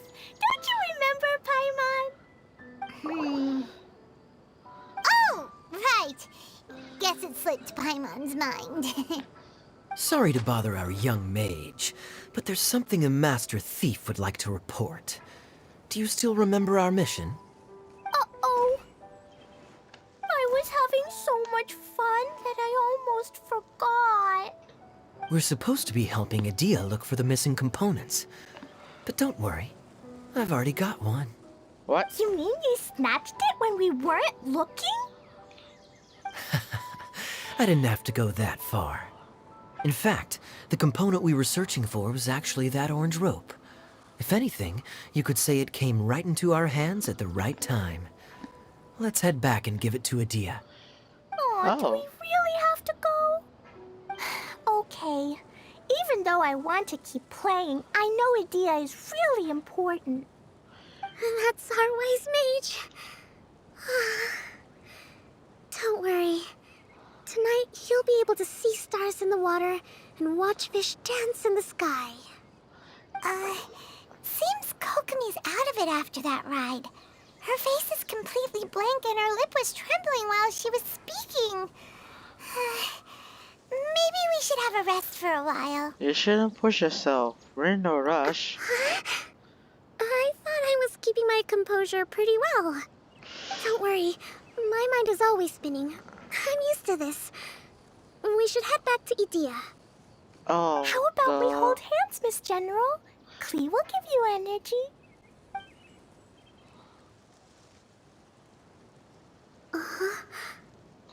After holding Klee's hand, the stars in the sky and the fish in the water have all disappeared. I must have been seeing things from riding the cart. What are you smiling about, Kokomi? Oh. Nothing. Nothing at all. Welcome back! Well, any good news? Oh, don't tell me! You've taken care of all the problems and now I don't have to do anything? Yeah, we even rode the choo-choo cart. Do you want to come ride too? But maybe you'll have to wait till tomorrow. I'm a little tired now. Seems she had a little too much fun and now she's about to crash. I think it's time for a rest. Good idea. I think we could all use some downtime. Thanks for giving me some energy, Klee. Then we'll see you later. Bye, Klee. Bye, Miss Honorary Knight. Bye, everyone.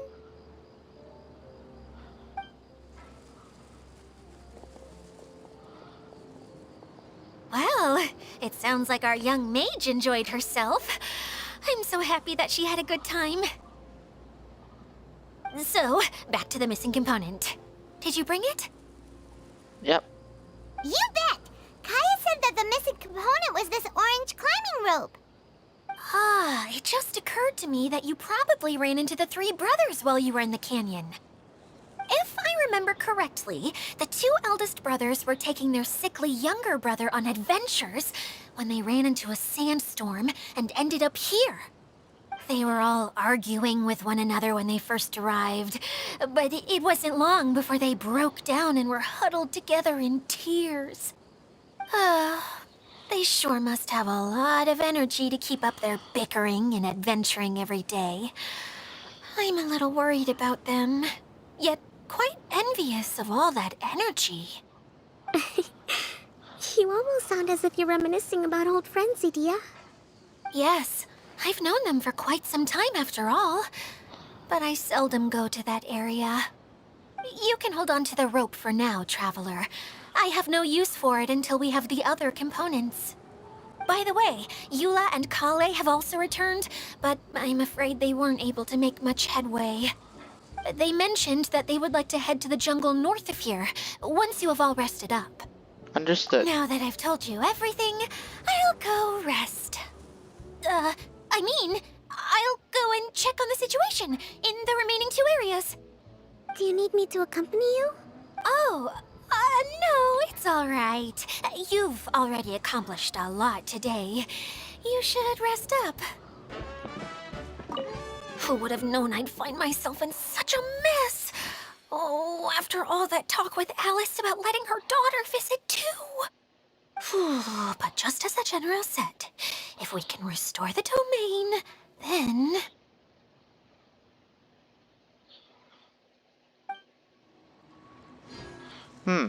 Alright. Change the time. Oh, wait. There we go.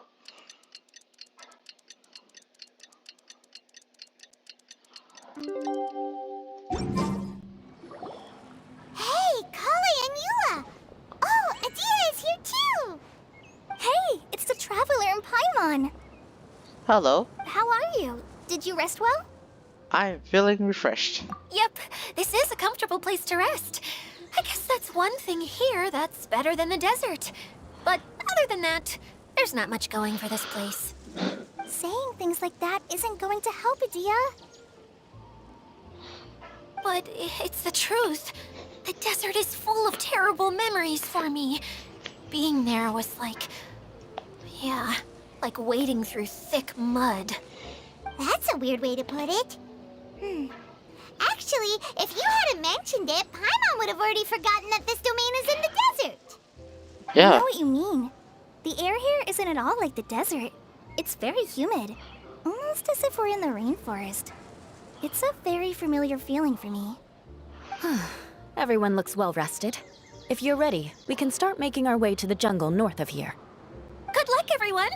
I'll be rooting for you. Hold on. I said we, didn't I? No need to say goodbye, because you're coming too. Oh. Huh? But wait, I'm just the mascot. You can't back out this time, Adia. The manager of the fairgrounds is waiting to see you.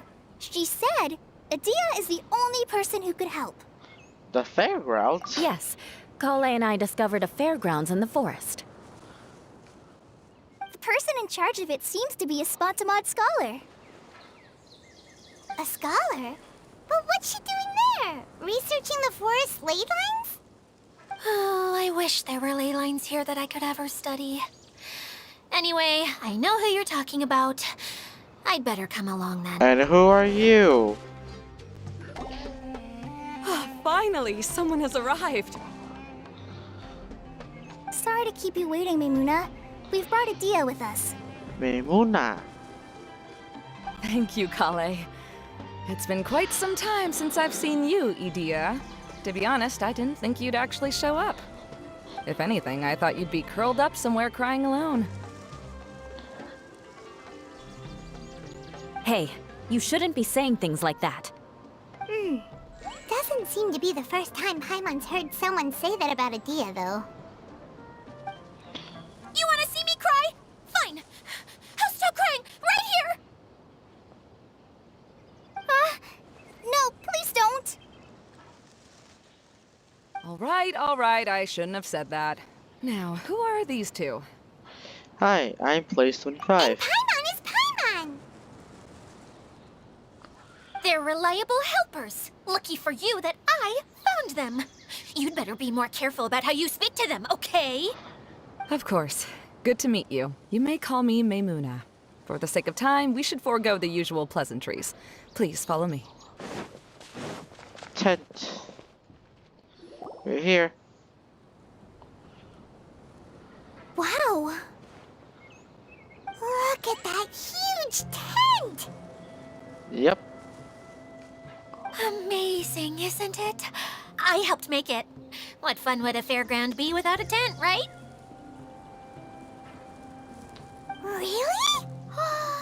Paimon knew you couldn't be so pathetic. You just act modest all the time to hide your actual abilities. Huh? What is it, Kale? Sorry. I'm not sure if I should tell you. I'm afraid it might dampen the mood. That's not important. Please, just speak your mind. Well, there are lots of vendor booths set up here, but there's no one running them. In fact, there's no one at this fair at all. It looks pretty deserted. Yeah, I The noticed truth that is, too. this used to be an exciting and bustling place. But just a few days ago, something happened, and it seemed like... Like, the world was suddenly flipped upside down? Yep. Yes, exactly. Something fell from the central hub into the tent and knocked down the crystal light that was hanging at the top. Oh, the crystal light. Mm-hmm. I remember a certain someone said that we should have beautiful lights to celebrate at a fair, and made us that crystal light. But once the light fell, the tent became a complete mess and the Hydro Eidolons were trapped inside. Just when I was at my wit's end, a man from the Lawrence clan came and offered his assistance. Wait, he offered to help you? Yes, and he refused to listen to any of my warnings. He just walked straight into the tent, and then... Yes? And then? Yeah, don't leave us hanging here! What happened?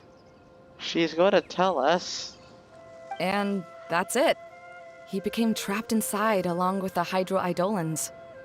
Yet another victim. Oh no! We have to do something! We can't just leave him there, Maymuna! I know, but the situation inside might be more difficult than you think. You should mentally prepare yourselves. Just talking about it is a waste of time. Since we're already here, let's go and scout out the situation ourselves. All right, this way, please. That's one way of shining new light on the problem. Hey, Maymuna? Do you happen to know someone named Sino? No, never heard that name before. Why do you ask? Oh, never mind then. Paimon was just thinking you two would have a lot in common. That is true. Back to the situation at hand. We should probably head into the passageway that opened now.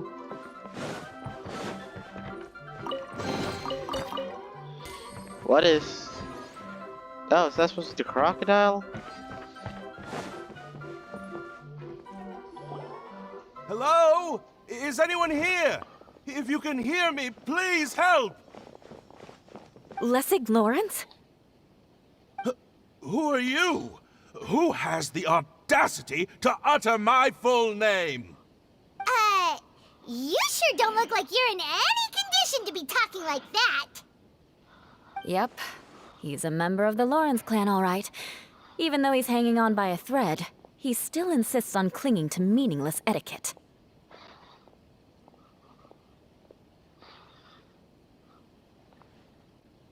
You. What are you doing here? Huh. Have you come here to mock me, Eula? If you would just think for a moment, it should be pretty obvious why we are here.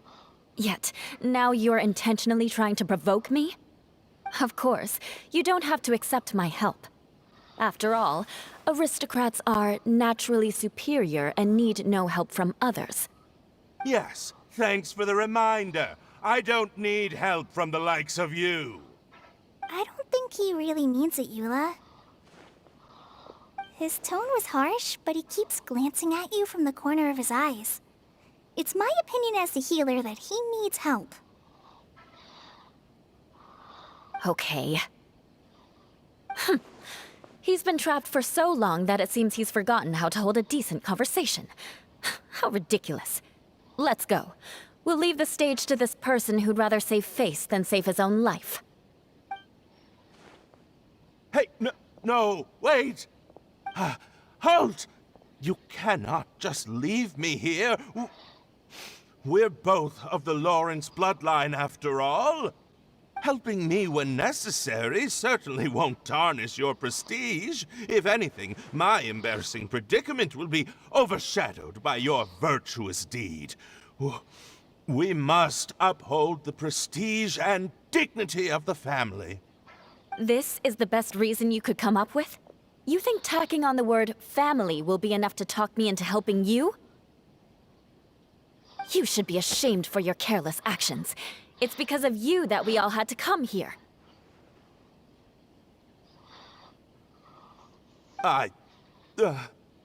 Seems everyone in the Lawrence clan is this way. They'll do anything to save face.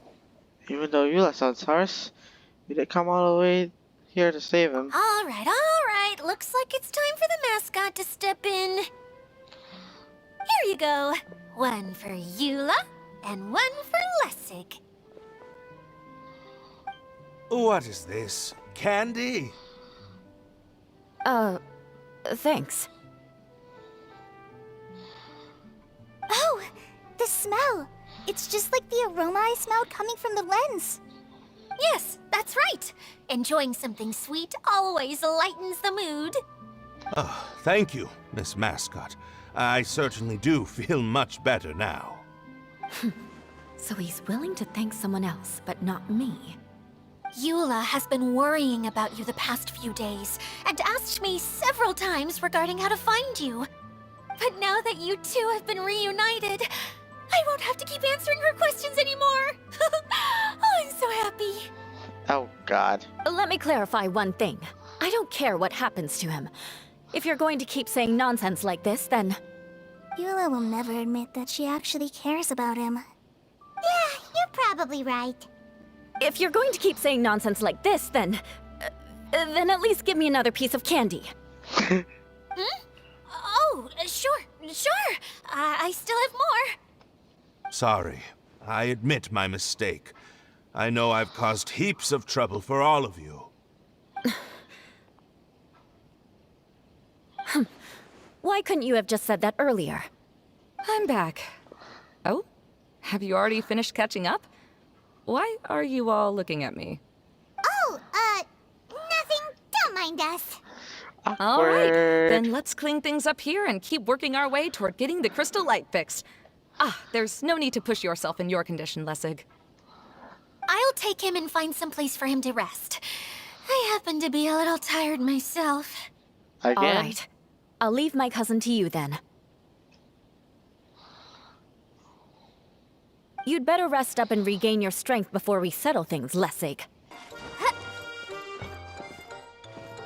Now, let's see if there's any way to keep raising the platform higher. We probably will need to find a mechanism that's like a lamp. There we go.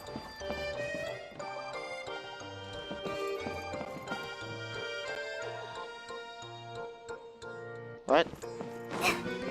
Strange. Is that really the Lessig that I know? You shouldn't always judge people based on the way you knew them before. People change, and people can always make different choices.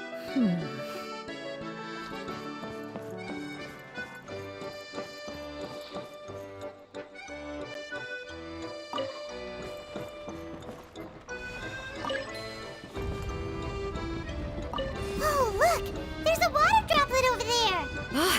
A hydroidolin! It must have been trapped in the curtain, but at least it seems to be okay.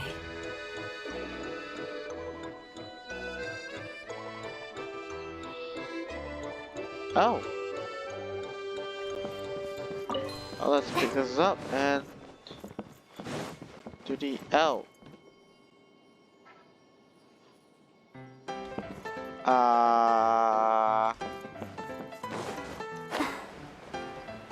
colored pieces of the bolt have melted. Yes, the lens is made of materials that are easily melted by light.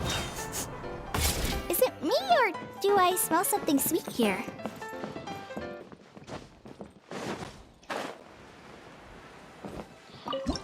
Might as well.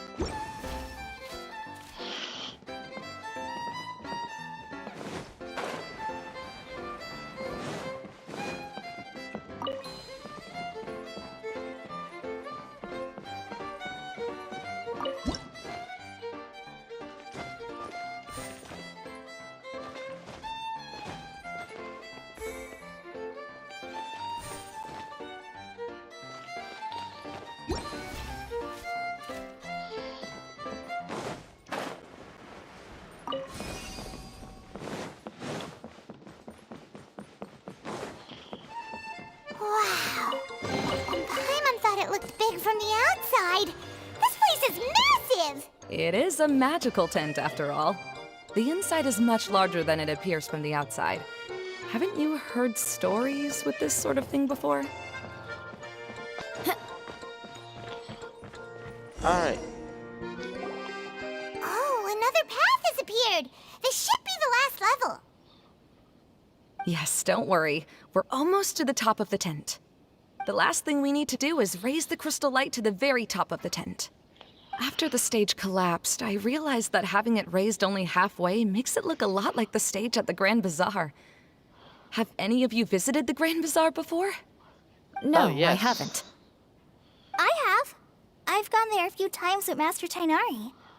The place is bustling with all kinds of vendors. And if you're lucky, you can see Nulu perform her dance. Oh, a dance from Sumeru? I'd like to see that myself.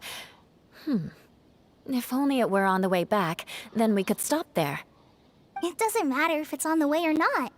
I would be happy to take you whenever you have time, Eula. Great. I'll take you up on that offer. We've been to the Grand Bazaar. Yeah. Now that Paimon thinks about it, we've already been there more times than Paimon can remember. True. Really? My father used to help with festivities at the Grand Bazaar and would always give me candy during the events. I was just a kid and didn't understand anything. I was happy as long as he gave me some candy. To me, fairs and festivals were the best things ever. I always thought my father was amazing and wanted to be just like him when I grew up. But aren't you a scholar in the academia, Mimuna? As far as I know, scholars seldom could spend time doing anything but research. I doubt you could have time to assist your father in preparing festivities. Yeah, seems you read me like a book. When I had the choice between becoming who I wanted to be and who my parents wanted me to be, I ended up choosing the latter. But I was never happy about it. That's almost the exact opposite of Eula's situation. You must have already realized that. Why else would you set up all the booths here and make this place like a fairgrounds? Yes, but I'm still not as happy as I imagined I would be. Why is I that? realized that attending a fair and running a fair are two completely different things. The main reason my childhood was so fun and carefree is because my family worked hard. But my father knew how difficult and tiring running a fair could be, so he wanted to push me towards academics. But in the end, I didn't do well in either. I gave up on myself and resorted to investigating ley lines in the desert. Some things happened, and then I accidentally ended up here. I Oh finally had a chance no. to make my wish of running a fair come true. But after seeing everything come crashing down, I feel like I've lost the strength to go on. It's not as bad as you make it out to be, Maimuna. No need to feel so down.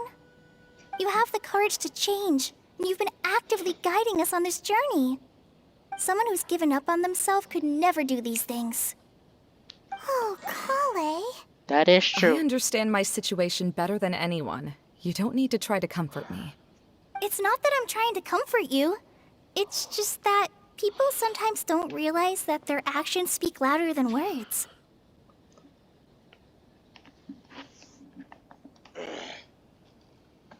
Time is it, bro? It's 1.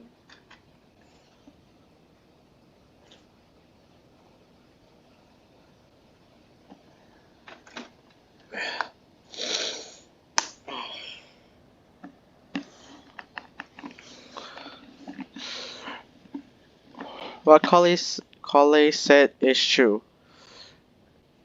Actions do speak louder than words. Believe me, this is something that I learned from my time together with Eula. Oh, what are you trying to say?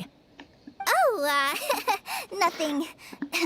Now, let's get that crystal light fixed. Ow. All right.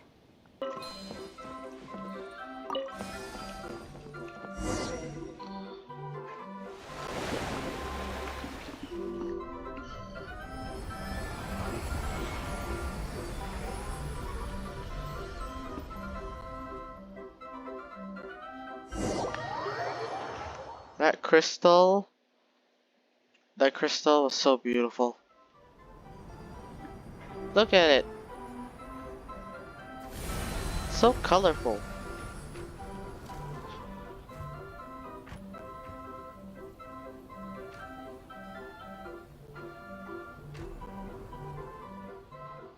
All the lights are turning on.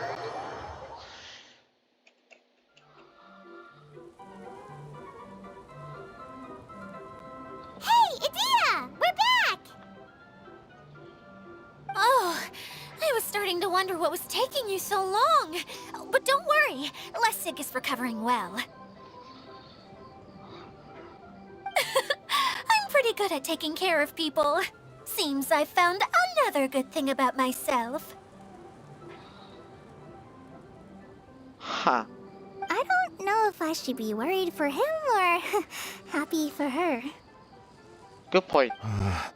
The shadow. It's massive. Wait. The shadow just now. It's.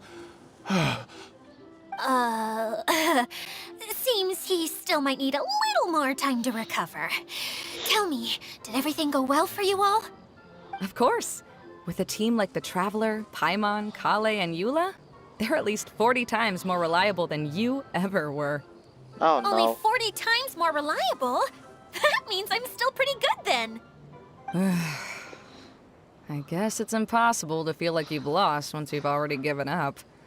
I'm a little concerned about how comfortable you are with that. Huh? What has happened? How did I get outside of the tent? Ah, that's right. I remember meeting Eula, and then...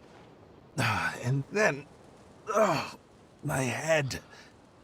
Oh, you're awake now. Don't worry, that's just a side effect of your treatment, Lessig. I'm afraid I still feel a little disoriented. I'm scared to ask what kind of treatment he's receiving. Lessig Lawrence. Oh, it's you, Eula. All right, I'll do it. I'll come back to Mondstadt with you and abandon my wild efforts to restore the Lawrence clan. Interesting. Now you want to talk. Seems like you've had a change of heart. In that case, maybe you'll be able to explain everything in detail for us now. I admit it, yes. I came here in hopes of finding a way to restore the Lawrence clan to its former glory. But it was a long journey, and I didn't always know the way. I passed through Liyue and Sumeru. There was even a time when I lost my wallet and had to live in the wild. But the peculiar thing is, I realized that nobody knew me out there. Not a single person even cared about the Lawrence clan. You and I are like glass pawns that were raised in shackles. We were taught to act like nobles, but outside the walls of our home, the people of Mondstadt despised us. Such pompous, hateful, and stubborn teaching. It all culminated to making us cling to the old aristocratic dogma in an attempt to maintain our pride. It's like a never-ending game of tug-of-war, but it is meaningless. You understand. Or I should say, you have already long understood. But I'm afraid that I have only just realized this. Paimon sorta understands what Lessig is saying. Everything he said is true. Your family is probably unaware that you've already changed how you see things. Yes, this has all happened recently. After coming to this domain, I realized the Mondstadt that I want is one where not everyone fears me. All that I and many other members of the Lawrence clan long for is a place where we can live peacefully with others. Lessig, both you and I never had anything to do with the glory of the Lawrence clan. That is all in the past. We are just ordinary people. I originally planned on returning to Mondstadt after taking care of things here. I never thought you would come here. I was completely shocked, which is why I reacted like I did. I'm sorry. See, people can always make different choices. And it seems that Lessig has also chosen to become someone he truly wants to be. Yes, about that. I'm afraid I haven't quite found my own purpose in life yet. That's all right. Being able to clearly choose between becoming who you want to be and who your parents wanted you to be is already a step in the right direction. How to find true happiness is probably one of the most difficult research topics of all. I have a suggestion for you, Lessig. Why don't you return to Mondstadt and tell your parents what you just told us? They'll probably try to tear me limb from limb. But what about you? Did you ever tell your family about what you think? This is something that I've been thinking about, too. Perhaps the two of us can sit down with the rest of the clan and discuss it with them. The Lawrence clan is just like this stage. It was once home to glorious performances, but those days are now long gone. And it is time for the stage to be updated. She's so solid and tough, but also clear and open, like an ice cube. Is that why she's able to dance anytime and anywhere she wishes? Are you all done talking now? Yes, I think so. By the way, that is for you. Please take it. I found it on Lessig earlier. Oh. That must be the final piece. Oh! It's one of the missing components! Wait, so you had it all this time? Why didn't you give it to me earlier? Well, you didn't ask. All right, I admit it. I forgot about it. Of course. Okay, we'll let the Traveler hold on to it for now. Wait, this looks like... It looks pretty familiar. Have we seen one of these before? Many times. Some might say too many. Shh! Now's not the time to brag about being a hero. Ah, right! I also bought a similar box at the last festival. Yes, people often use this kind of box for candy at festivals. This was one of the materials originally used to create the tent. But now that the tent has been repaired, we no longer need it. Eating the candy from the box as an adult will never be as delicious as it was when you were a kid. But if you really think about it, there are way more things you can eat as an adult. True. True. Ah, so when it comes down to it, eating candy is sort of like life. It's just another choice.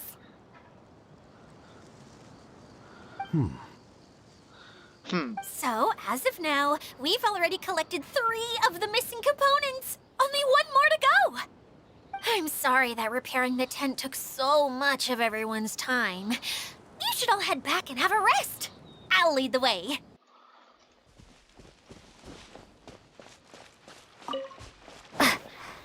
Oh, Kokomi. Hey, Kokomi! You're already here! Oh, you're back. I trust your adventures to the forest went smoothly? Yep. You could say that. How about you? Up to anything today? Well, I suppose it's time I told you that as the divine priestess of Watatsumi Island, I shouldn't actually be here now. The truth is that a relic known as the Shinro Casket was lost from Watatsumi Island long ago. But recently, an orb matching the relic's description suddenly began emitting light, almost as if it was guiding people to it. This is what led me to find the relic's whereabouts. So you came here looking for something. That's what you meant by broadening your horizons. I wasn't lying when I said that. Goro has often told me that sitting at home reading light novels is not the best of practices, and that I should try to get out more. As I made my way from Watatsumi Island to Sumeru, I enjoyed a variety of breathtaking sights. It really is a beautiful nation. I even stayed in the rainforest for several days. I was surprised to find that the relic had ended up in the desert. I knew it was somewhere here, but I still couldn't pinpoint the exact location. Though I feel that Idia was not intentionally trying to hide anything from us, this domain does have plenty of secrets. I'm sure you've sensed that too. Yep. This is an unusual place, and Adia would suddenly become very busy from time to time. Plus, she knows Alice. Now that you mention it, a lot did happen today. Without Kokomi, everything that happened at the fairgrounds. I see. When you found Lessig, did you also happen to find any clues related to this domain? No, I don't think so. I'm afraid that he was caught up in his thoughts and didn't pay attention to his surroundings. Actually, before the world was flipped upside down, this domain didn't look anything like this. What? Hey, everyone! Oh, I hope we're not interrupting your conversation. Don't It's worry alright. about it, You Kalei. two did a lot today. Care to join me for a cup of tea? Sure! That would be perfect! Eula and I just made some snacks. Turns out Idia has a cooking stove and oven. Seriously, why didn't she mention it earlier? Oh, so did you make us some moon pies? No, I made something called storm crust pie. You should try one, Traveler. And I made some pita pockets. You could try some, Kokomi. It should taste great with tea. Sorry. I should call you General. Oh, I would be happy to try some. By the way, Eula, how's your cousin doing now? Oh, him. You would never guess, but he's busy over by the oven now. Well, that's part 2 done.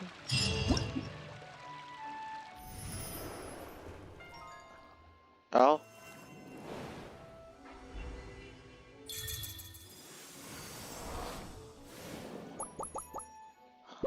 Oh, look at Klee. Aww.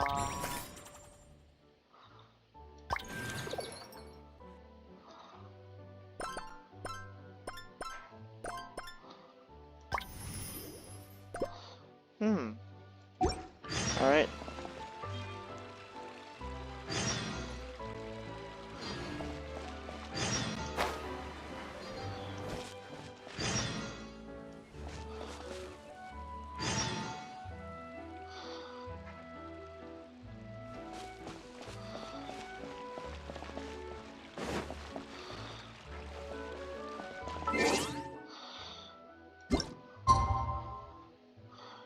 Oh, it's almost about to be that time. Alright.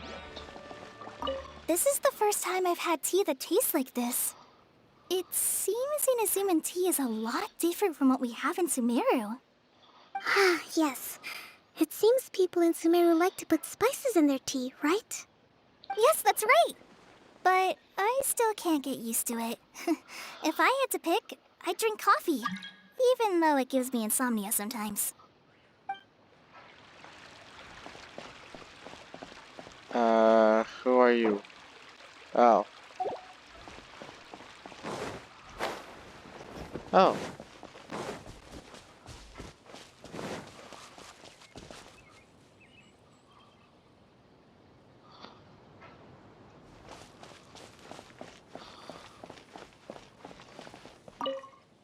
As a descendant of the illustrious Lawrence clan, I learned many skills during my journey.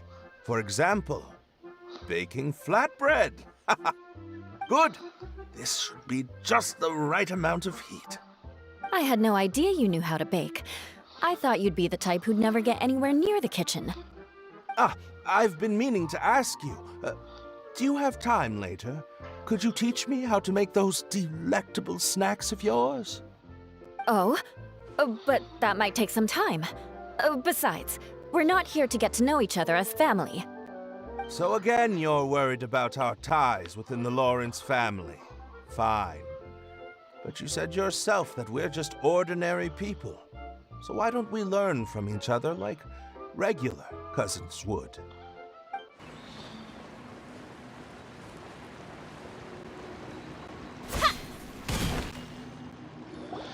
Really? You do that? Oh, but that's too much. I can't.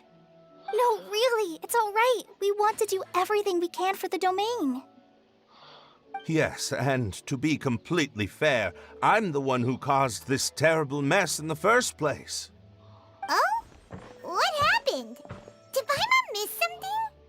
Hello, you two. Lessig was just telling us what happened. Perhaps you should allow me to explain. I'm afraid it was I who caused all this trouble in the domain. Yes, it was Lessig. To be precise, I saw a most exquisite water orb at the entrance of the domain. It reminded me of an astrolabe my grandfather gave me when I was 7 years old. I was curious if it could rotate, so I reached out and touched it. Little did I know that it was the core of this entire domain. What I mean to say is, I knew something was wrong as soon as the whole place started flipping. It's not just your fault. I failed in my responsibilities as the caretaker here. Oh, I knew I should have put the core somewhere more secure. Oh, you mean the big ball of water at the entrance? Yes, that's the one. Anyway, after giving it some thought, Lessig has offered to perform some more repairs and maintenance to help support the domain. But we were concerned he wouldn't be able to handle it all alone, so Eula and I will also stay here to lend him a hand. But don't be mistaken. Oh. I'm not doing this out of the kindness of my heart like Kale. My job is purely to monitor and ensure that Lessig doesn't cause any more trouble here. Oh, sure.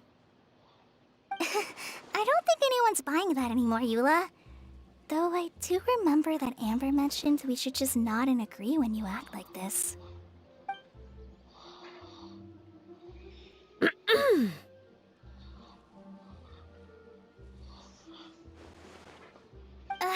Right. You better not slack off today, Lessig.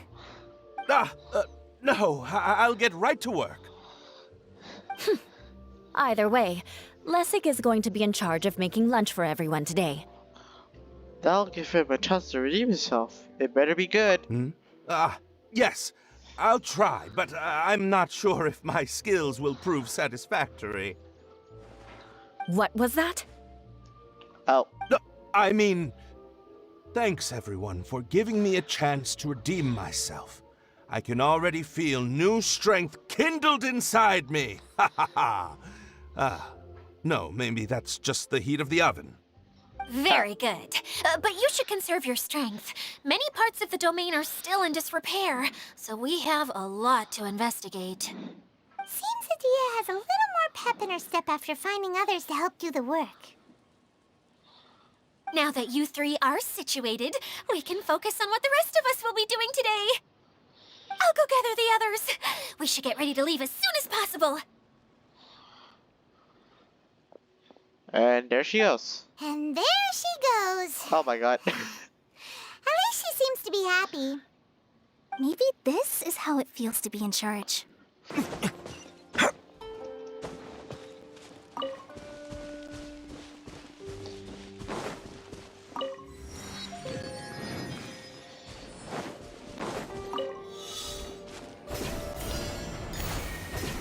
Where are we going now? We're going to retrieve the last missing component. My working theory is that the director listed on the sign has it. No details slips by our general. What's a director? A director is a kind of job. The one we're looking for is named Zosimos. Zosimos is responsible for managing everything that happens on the stage, similar to how Idea is responsible for managing the whole realm. Wow! Sounds like Miss Idea must be way busier. You'd think so, wouldn't you? Care to comment on that at all, Idea? Maybe someone else can explain. I'm just enjoying taking it easy, as usual. Huh. Alright. Now we're here.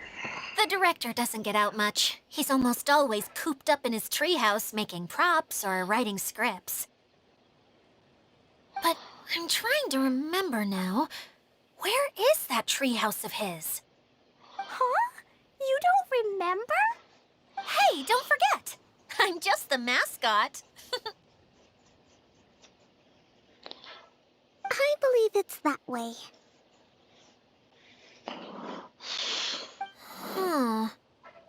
Though he might prefer to be alone, given he often has to move stage props, I suspect that he lives near the theater. And having a view of the entire stage would be useful when imagining a production's actual stage flow. So if I were him, I'd probably pick a treehouse over there.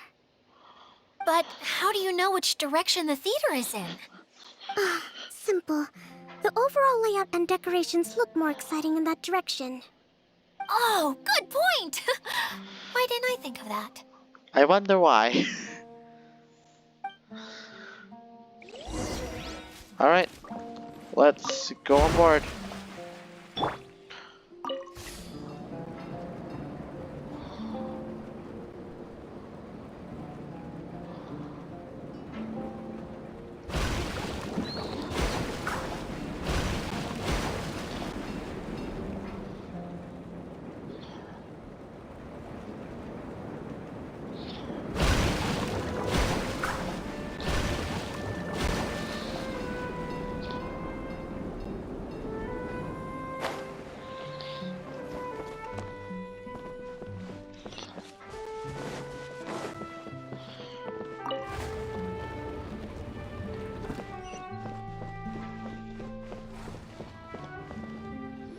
Hello, Mr. Director. Where did that blasted automation mechanism go?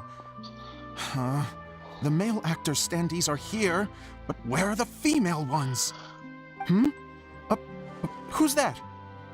Idea? Yes, Zosimos! 'Tis I, Idea! How's that for a dramatic entrance? This is a surprise. I was sure you'd be... Curled up in a fetal position, crying to yourself? Wow, what a fascinating little creature. Did you just read my mind? The name's Paimon? And no, Paimon's no mind reader. Just call it an educated guess. It seems everyone shares a similar opinion about you, Idea. I knew from the start that a managerial role wasn't for me. But I found my true calling now. As a mascot! Mascot? Is that a new role? I don't remember casting you for that. Okay, enough about me. I'm just here to introduce you to some new friends of mine. Idea introduces everyone to Zosimos and explains... that's why we came to see you. Well, do you have the component that fell out of the central hub? I do. However... I'm afraid the incident has caused many malfunctions with the stage mechanisms, and I can no longer put on any performances. Okay, so you're holding the component ransom till we help you fix the mechanisms, huh? No, till we fix the stage, surely. I'd have thought he wants us to make some more props, no? Given that some of the standees are missing. Or maybe the component is broken and we need to fix it. You're all forgetting that the majority of his work involves writing scripts. I'll wager that he wants us to edit them. Who started this guessing game anyway? Just let the man speak. What has gotten into you all? What sort of person do you take me for, The component is safe and sound. I can give it to you now if you'd like. Although I was hoping that maybe you might be willing to help rescue my show? You're a big group. Sure. I have lots of roles to fill. It would really speed up the casting. A show? That sounds fun! I want to help! Can we? So far, so good. Also, truth be told, I've hit a bit of a roadblock in my script and was just thinking about how to move the story forward. And then you all showed up. Suddenly, I got my muse back. I don't know how to explain it, but something about seeing all of you finally helped me figure out how to continue my script. Hey. You mean that story you've been stuck on forever? Are you serious? You really think you can finish it now? Yes, really. Just give me a little time, and I'll write it all up. In the meantime, I'll leave things to you, Idia. Whoa. And he's off to write the script. Zosimos has always wanted to write an epic story about a thief and a mage. Apparently, he got the idea from some rumors that were swirling around, but he only got as far as writing the intro before writer's block set in. Why don't you all take some time for yourselves while I see what I can do? We'll reconvene after the director finishes his script. Alright. After some time, Zumos files in messages, stacks of scripts to hand out to everyone. Everyone is astonished that he finished the entire A script in director, my friends, is a storyteller. And the key ingredient to every good story is inspiration. The moment I laid eyes on General Sangonomiya, inspiration hit me for a brand new character. The heroine was the missing piece of the puzzle. The rest of the story flowed naturally from there, and now it's finished. So please, take a look through your scripts, and we will tell this story together.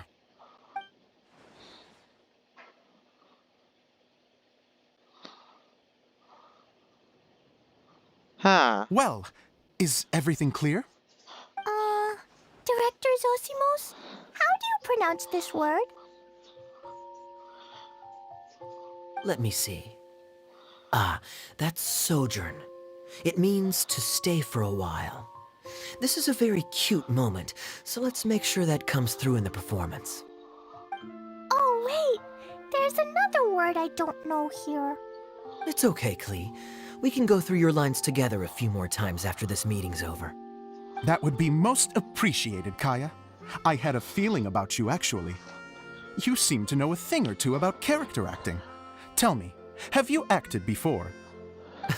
You're too kind. It's all in the script, really. It just rolls off the tongue. Oh, you think so? Well, you definitely have a knack for it. I've actually been looking out for someone with your talent. If I make it as a big-time director, then I can see us working together for the long term. Be sure to stay in touch, okay? You and I are gonna go places. What can I say? Sounds good to me. Great. Fantastic. Now then, please go through your scripts one more time. But don't just read the words. Remember my notes, and really let the character inhabit you. I need to have a look at the stage, so I'll leave you to it. If you need me for anything, I'll be in the big theater right in the center of this area. Wonder what the theaters are like here. Let's go check it out while everyone's still getting ready.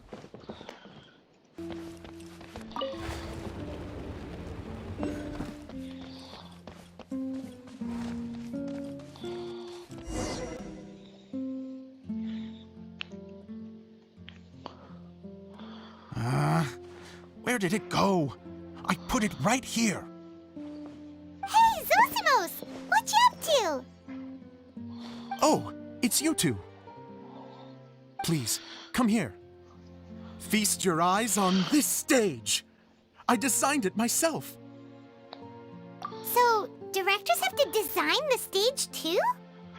Oh, I'm no ordinary director.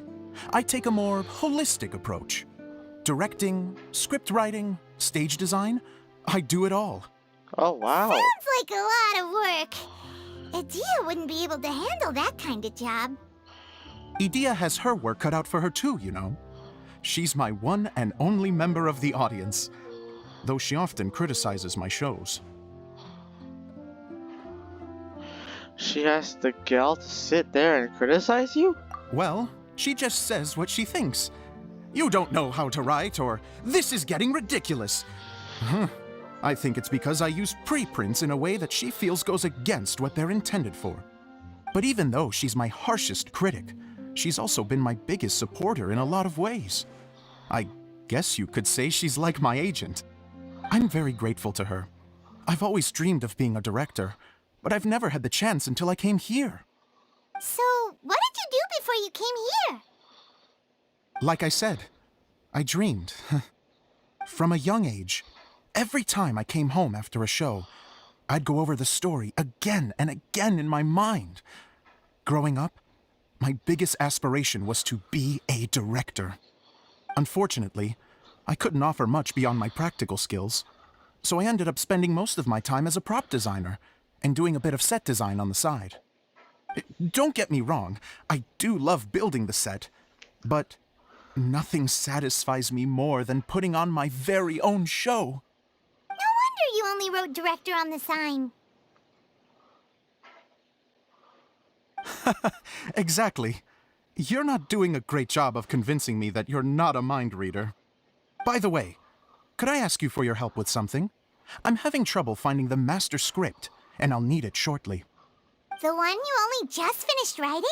You lost it already? Yeah. After I handed everyone their copies, I held on to my master copy while I was checking on everything around the theater. I must have dropped it somewhere. If it's not here, then it might be in the attic. These are the only two places I've been since I finished writing it.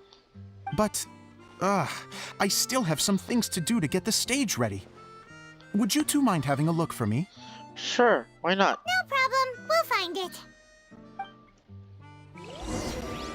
Alright, let's look for this. Go to the attic. Oh, there's one here. Nice.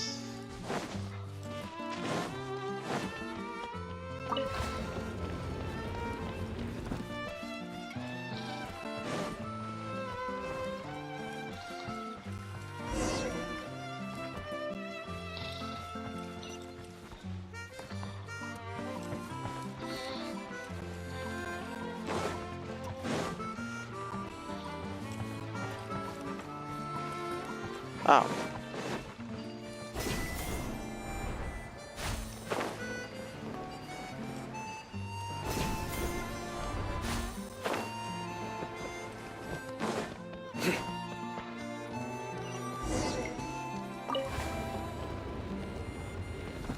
Whoa! Look at all these books! Now, where's the master script?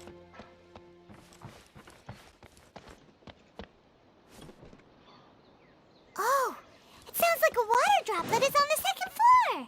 Let's go have a look.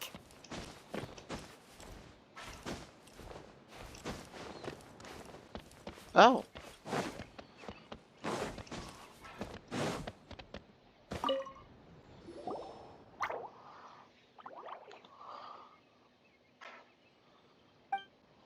Wow, this is a lot of scripts.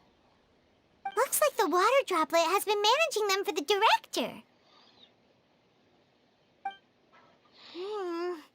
Most of them look like works in progress.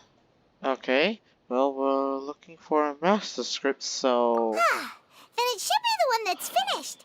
Okay, let's look for the thickest one and then check the ending. This is the only script that fits the bill. Plus, it looks pretty new. This must be the master script. Ready. The show can begin.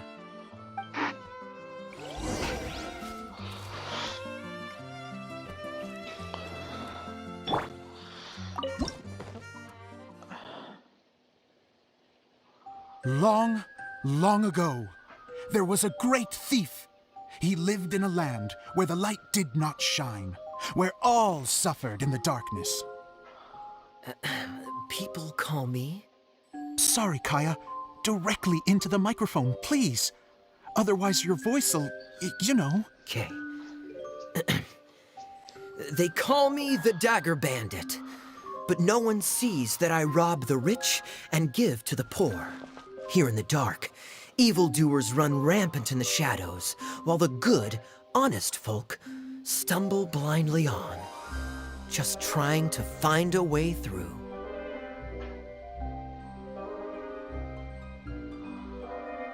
As the bandit brooded, suddenly the world was inexplicably changed as a single star appeared on the horizon and flew across the sky. Traveler, stomp on that movement mechanism in front of you.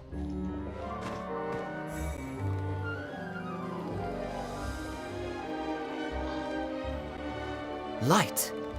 A brief flash, yet enough to illuminate the world.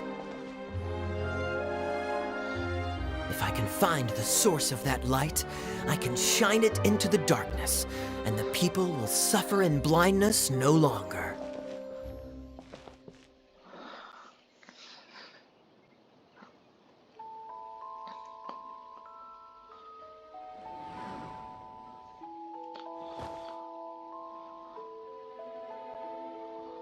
Without a moment to spare, he set off to follow the star's course. All the while, the star kept moving through the sky. Traveler, the star kept moving through the sky.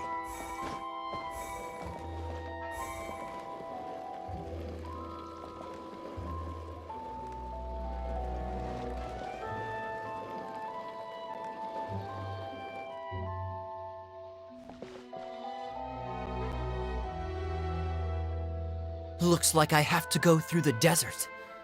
This could get dangerous.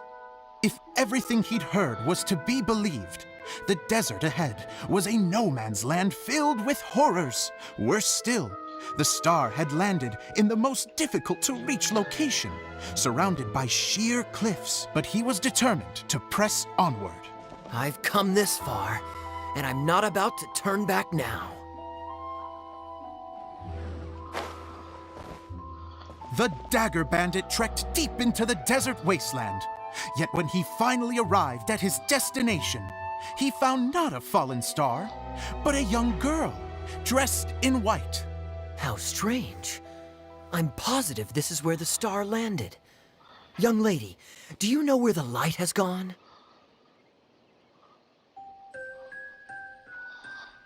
The girl replied,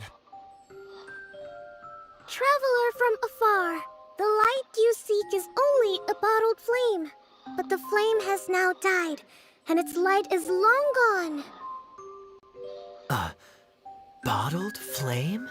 Yes, it was a gift from another.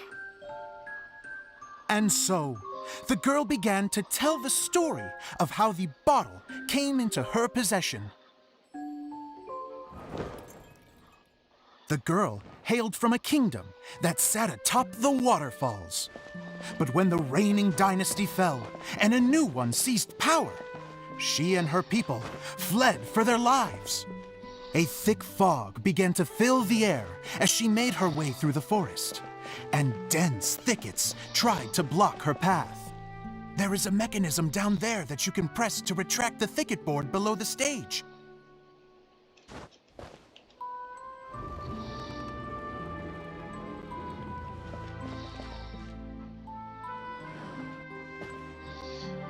If I only had a lamp to guide me through this wretched forest, then I could survive. With scratches covering her arms and legs, the girl pressed through the pain and made her way forward. The road ahead was arduous, but she was determined to press onward. I I've come this far, and I'm not about to turn back now.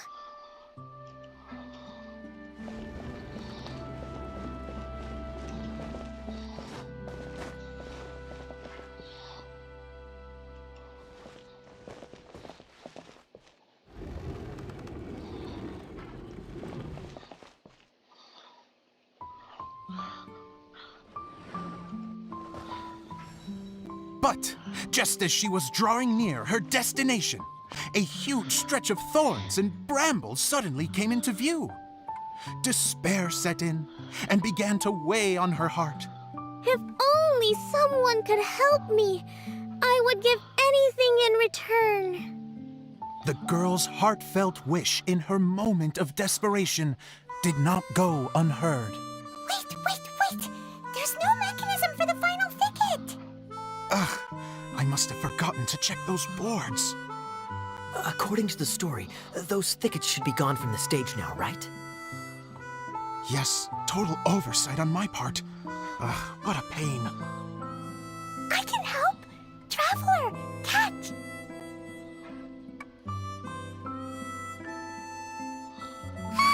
It's a Jumpy Dumpty! The girl's heartfelt wish did not go unheard, for a Jumpy Dumpty who was passing by helped to clear a path for her. Oh, thank you, Jumpy Dumpty. Oh. And so the girl continued her journey deeper into the forest. But what she found there was not a lamp, but a mage glowing with fire. So, just to clarify, it was supposed to be the mage who helped burn a path through the thicket. Save it for the end, man! The mage took pity on the girl and handed her a bottle. Then, the mage began to tell the story of how the bottle came into her possession. The fiery mage had an adventurous spirit and enjoyed taking long journeys. On one such journey, while taking rest in an oasis, she found a beautiful bottle by a crescent-shaped lake. Klee, quick! Get in the light! She was an extraordinary mage, with the power to grant people their wishes. She turned the bottle into a thing of equally extraordinary power. But the only place that it could make wishes come true was inside of the bottle. A flame was kindled within the bottle, and it began to glow a fiery red, just like the mage herself.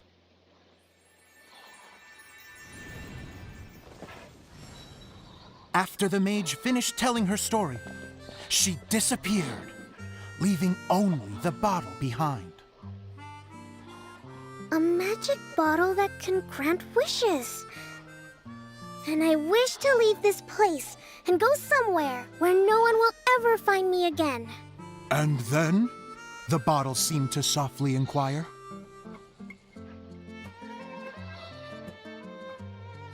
I don't know.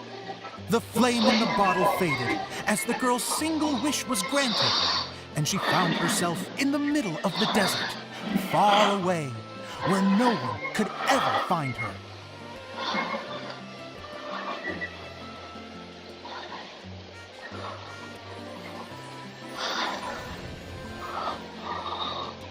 When the Dagger Bandit listened to her story, he sighed in disappointment that the flame with the power to grant wishes outside of the bottle had already died. But this doesn't make sense. If it truly granted my wish, then nobody should have been able to find me here. Maybe they shouldn't. The desert is difficult and dangerous to navigate, but I was determined to make it, no matter what. Then take this bottle with you for your trouble. It may be able to grant you your wish, though sadly, only within the confines of the bottle itself. All I wish for is light. Honoring the bandit's request, the girl wished for light inside the bottle, and sure enough, it lit up. They found that while the light was only generated within, it could nonetheless shine through the glass and reach anywhere in the outside world. Even though it doesn't burn as brilliantly as the light that shone before, this is still an extraordinary light. What will you do after I take the bottle? I don't know. Well, then maybe you should come back with me. With no reason to refuse, the girl accompanied the Dagger Bandit back to the land where the light did not shine. They brought light to that place, and the darkness was dispersed, and they lived happily ever after.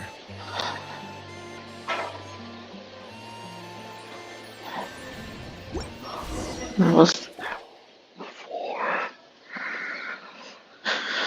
And we're done! Seems the show went pretty well.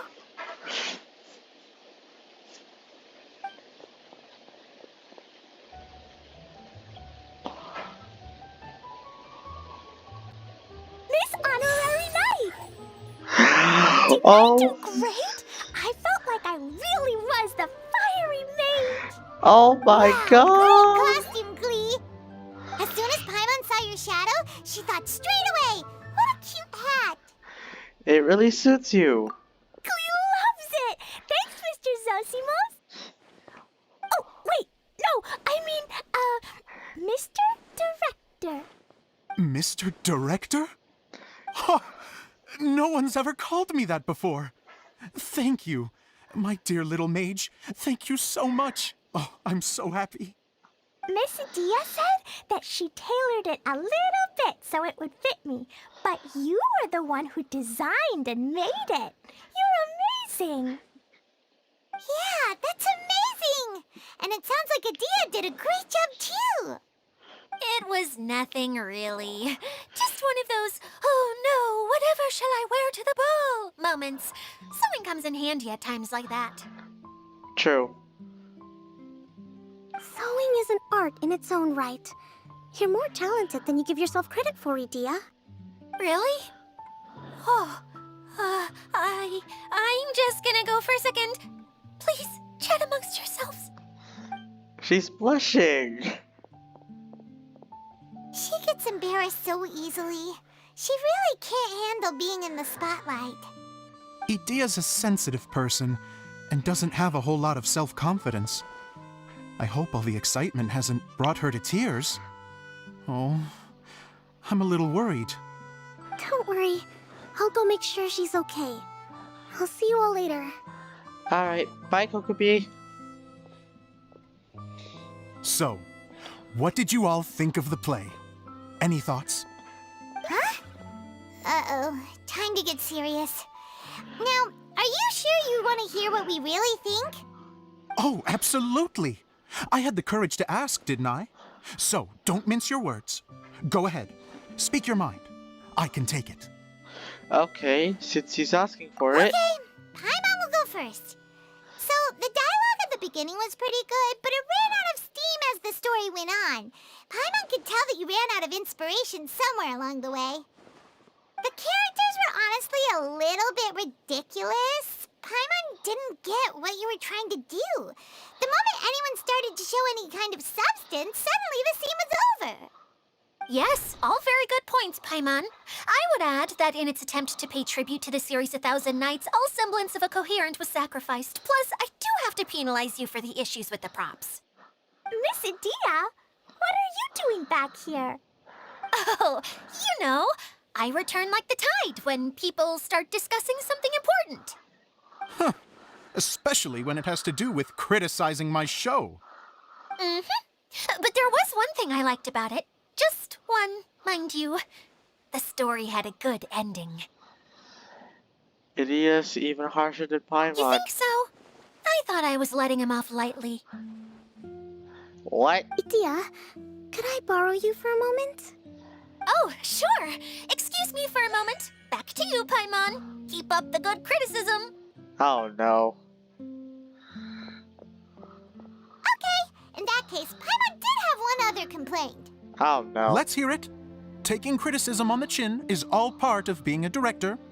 The ending was all wrong. The girl's motives were clear and simple, cool the whole way through. It was kinda jarring when all she had to say was, I don't know. And doesn't anyone else find it weird how her whole community was on the run, but she was only looking out for herself the whole time? I'm fine. I'm not going to improve without feedback. I also learned a lot this time with the chance to be off stage. To be honest, it was a dream come true. What a great attitude. You don't seem upset at all by our comments. I wouldn't say I'm completely unaffected, but you're only speaking the truth. They're all very valid points. Still, now that Paimon thinks about it, you did finish the script in a bit of a rush. Maybe we were being a little too hard on you. It was quite ambiguous. That's perfectly fine. Nothing is as important to me as my work on the stage. We all use our imaginations when we're kids, right?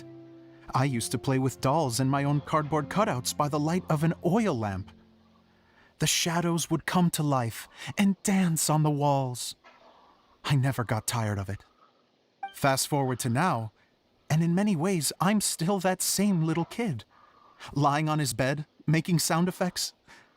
And I get the same joy from running a show now as I did in my little bedroom theater. Aww. Of course, a director can accomplish nothing without a cast and crew. So on that note, I want you to all know that I am eternally grateful to each and every one of you. Hey, don't mention it. We had a blast. Yep. Okay, here, take this. Your component, as promised. Alright. It's the bottle from the show!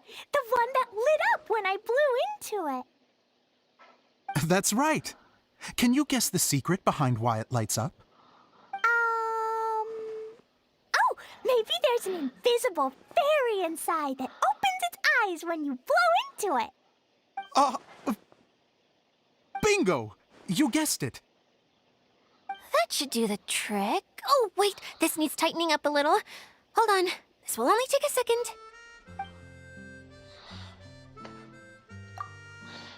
Something's interesting going on over there. This outfit's more fashionable than I imagined. Excuse me, everyone. Do you have a moment? Especially you, Zosimos. Idia wants to do a little something for you. She says it'll be a dream come true. A dream come true? Yes. She said that as useless as she is, she wants to do something for you as the first person to have heard of your dream of being a director. Her words, not mine. I'd have to disagree, though. I have never thought of Idia as a useless person. How is this suddenly about me? If everybody is ready, then I'd like to invite tonight's male lead to take the stage. Ta-da!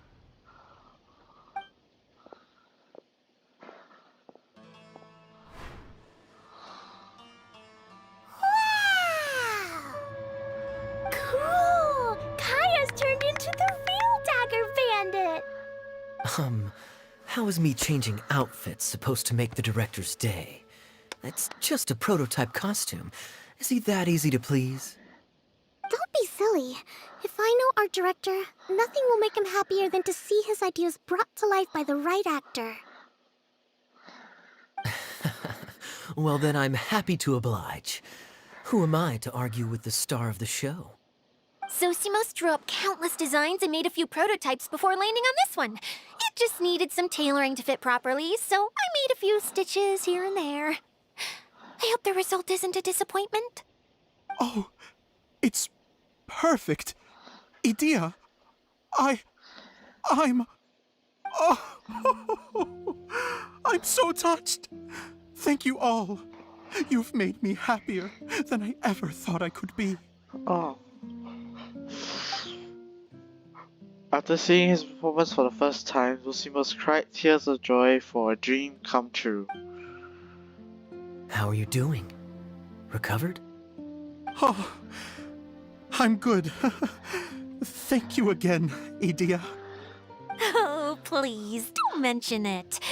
Well, now that we have the final component, it's time to say goodbye for now. Let's head to the core of the Valyria Mirage and get this place fixed up. Can I keep wearing my costume? Please do, by all means. Both of you can keep your costumes. It seems only fair. Yay! Kaya, keep wearing yours too. It looks amazing. I agree with our mage. I'm sure it's not every day you get to play such an unforgettable character.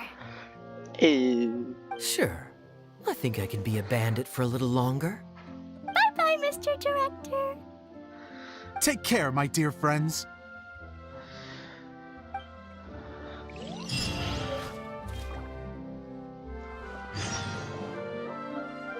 You're going to attempt to repair the core now, right?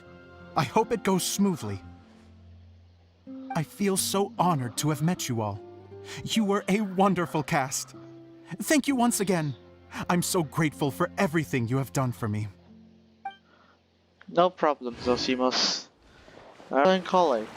Oh, Eula and Kale! You got back before us! Yes. Idia had the water droplet send us a message just as the show was coming to an end, so we came back here to wait for you. How is Lessig doing? He finished all the maintenance work, but it took a lot out of him.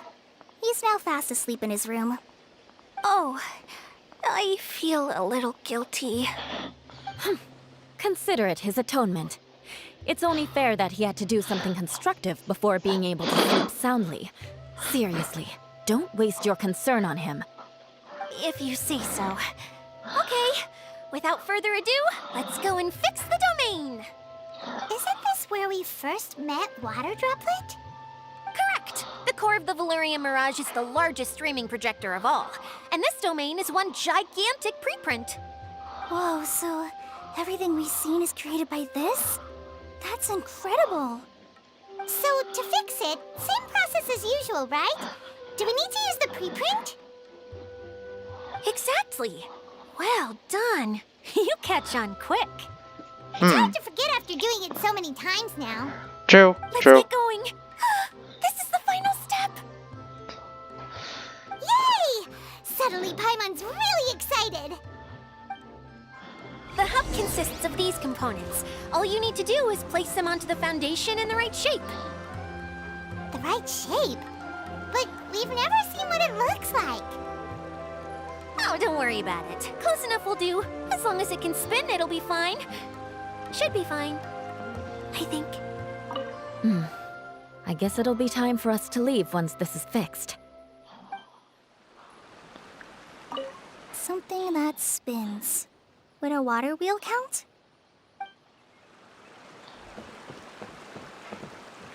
Sometimes you have no standards whatsoever.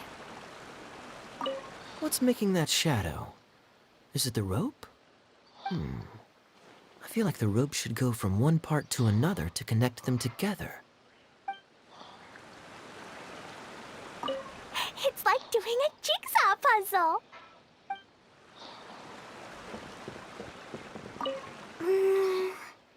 If I remember correctly, I think there's supposed to be a small cog on the right-hand side. So maybe that's the candy box.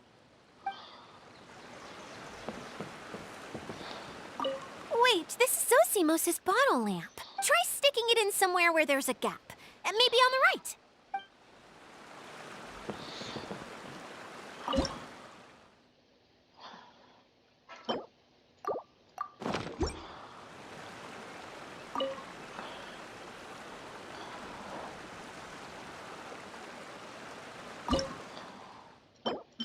Let's try this one.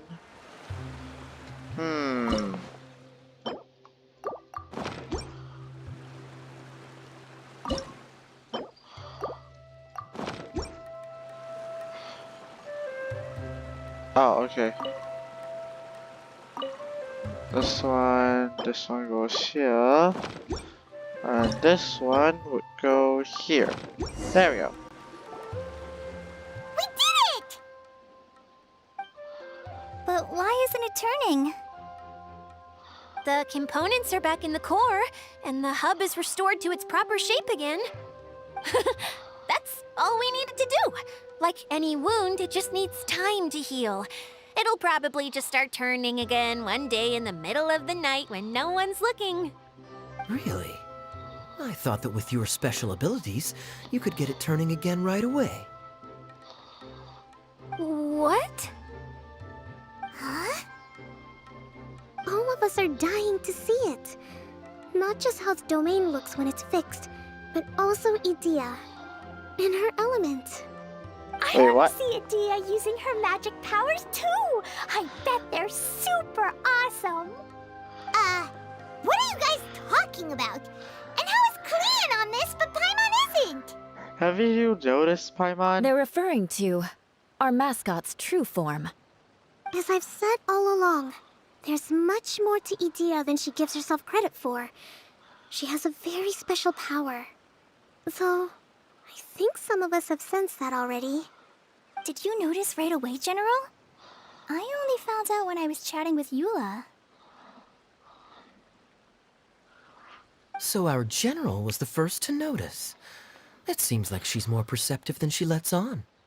I'd say the same about you, Kaya. What the? All of you? No? I mean, I wasn't trying to hide anything from you, I promise. It's just, for people who stumble upon this place by accident, I think my current form is more approachable than my true one. I don't want people to get scared when they see me.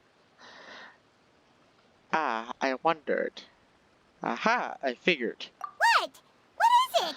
And whatever it is, how the heck does everyone know about it?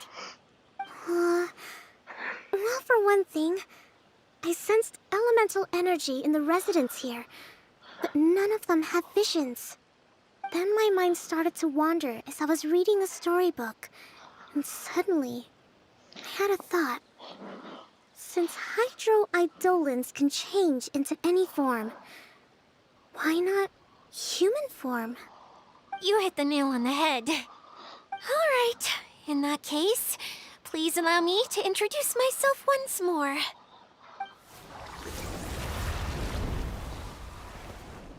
I am an Oceanid who was exiled here when the former Hydro Archon passed away. My name is Adia. An Oceanid. Wow, Adia! You're so pretty! Now that I'm in my true form, I suddenly feel a little embarrassed talking to you all. You look stunning. You should be flaunting this look at every opportunity. Oh, come on. I'm too shy. Wait, so does this mean that all the people we met in here are actually... I'm guessing that the human counterparts to these hydro alter egos are long gone. That's right. When they wanted to leave, I took them to the edge of the desert. The components are, in fact, gifts that they gave to me before they left. But I'm always curious about what brings people here, so I used the streaming projector to bring their wishes to life. The power to grant wishes, but only within the confines of the bottle. Exactly. It's a truly extraordinary light. I've just realized something. When the components fell from the core, it appeared as if they had returned to their respective owners. But actually, it was after the components landed where they did that their owners and the things associated with them arose around them to form the different zones. So now that the components have been retrieved, does that mean that all those things are gone? Don't worry, they'll be quite safe. As long as I remember them, they'll never disappear. However much we might criticize each other or get into scuffles, in this mirage, they will always be my friends.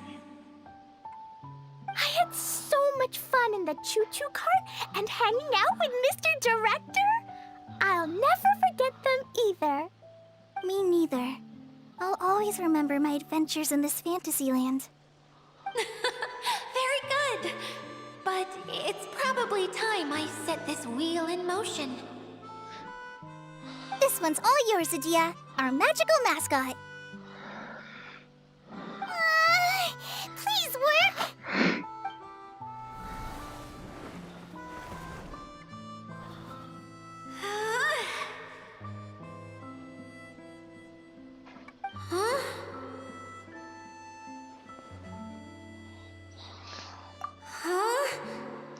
strange.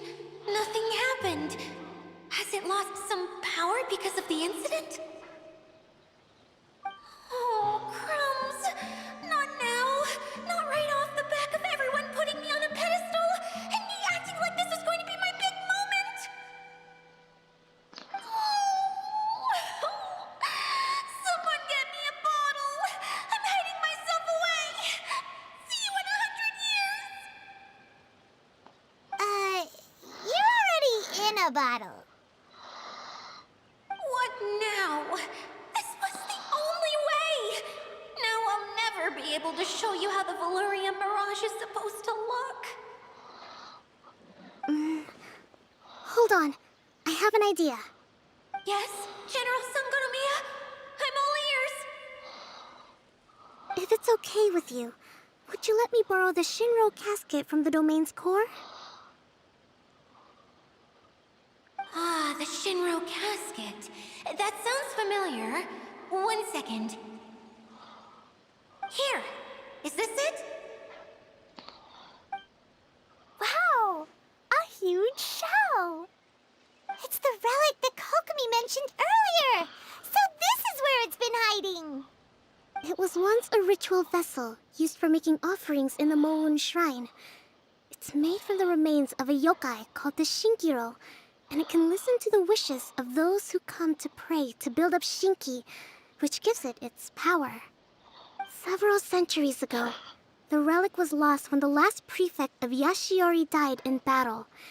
Its final resting place was unknown. The pearl that goes with it should be able to sense the casket's location. But when, unbeknownst to anyone at the time, the casket disappeared inside the core of the Valurian Mirage, the pearl's light died out. Huh? How come? Well, imagine it was a sound instead of light. If the room is too big, you can't hear anything from outside the door, can you? Oh, I get it now. The shell must have been having too much fun one day and got locked in the solitary confinement room. Ouch. I understand now, too. The core has been wearing out recently. That's why you were able to follow the pearl all the way here. Sounds like my treasure compasses. To get back to the story, without the offerings at the shrine, this vessel quickly loses its power. Yet countless people who have visited this domain brought their wishes with them and left a small piece of themselves behind along with their gifts. These have the same effect as the offerings at the shrine. Wow! I never knew this thing was so powerful. It is. Powerful enough to help you repair the Valurian Mirage with any luck. But what do I do with it? It's simple. We just need to awaken it by telling it what we wish for. For example, my name is Sangonomiya Kokomi, the divine priestess of Watatsumi Island. And my wish is to use my critical thinking and strategic planning skills to bring a little more joy into the lives of my fellow Watatsumi Islanders, as well as the lives of everyone I cherish. Itia, what do you wish for? Me?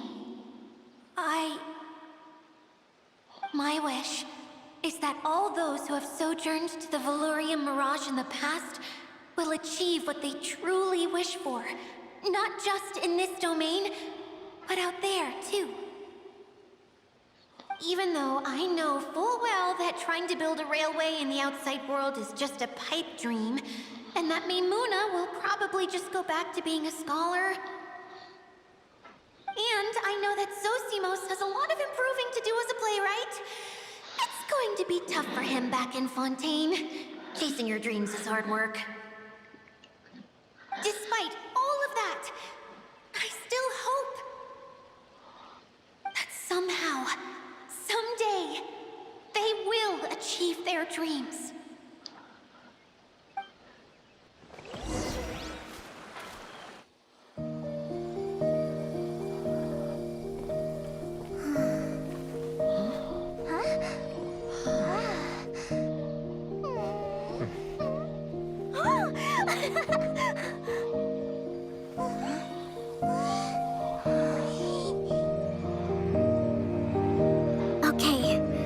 combined power of our hopes and dreams is at your disposal.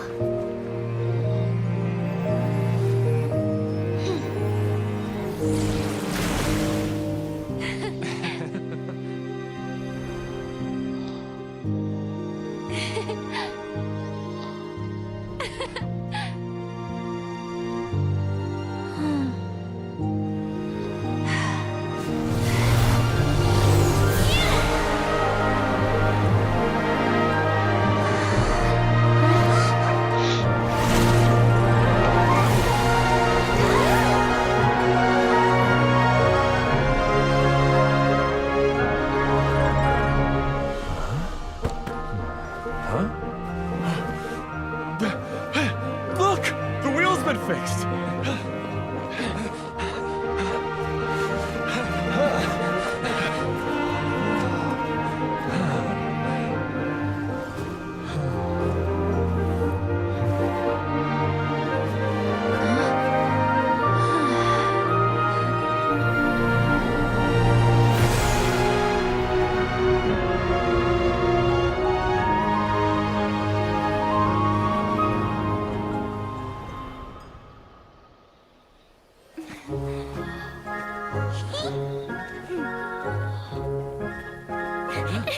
Come on, hurry!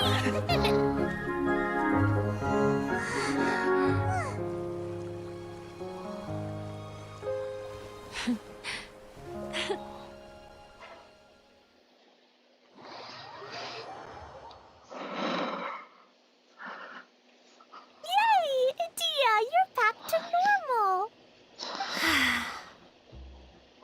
Are you alright?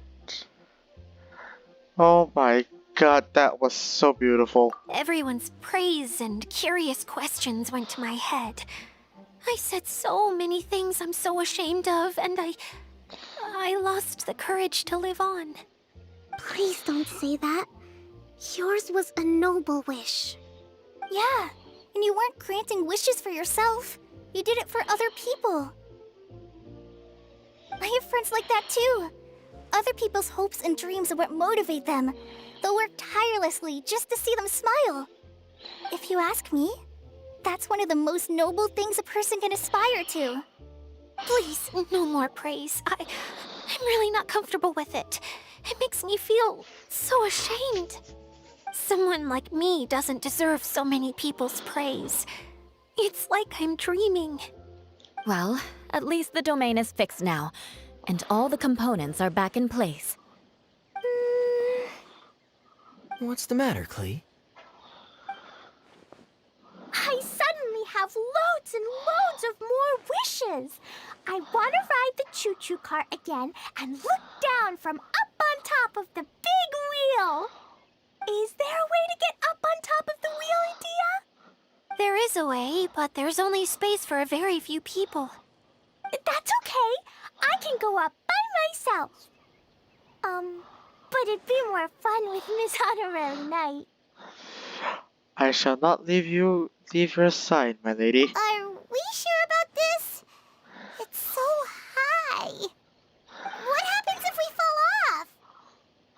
I thought you could fly. Well, yeah, but Paimon's just worried for you. Don't worry, I'll be there to make sure no one falls off. I haven't been up there in a long time myself.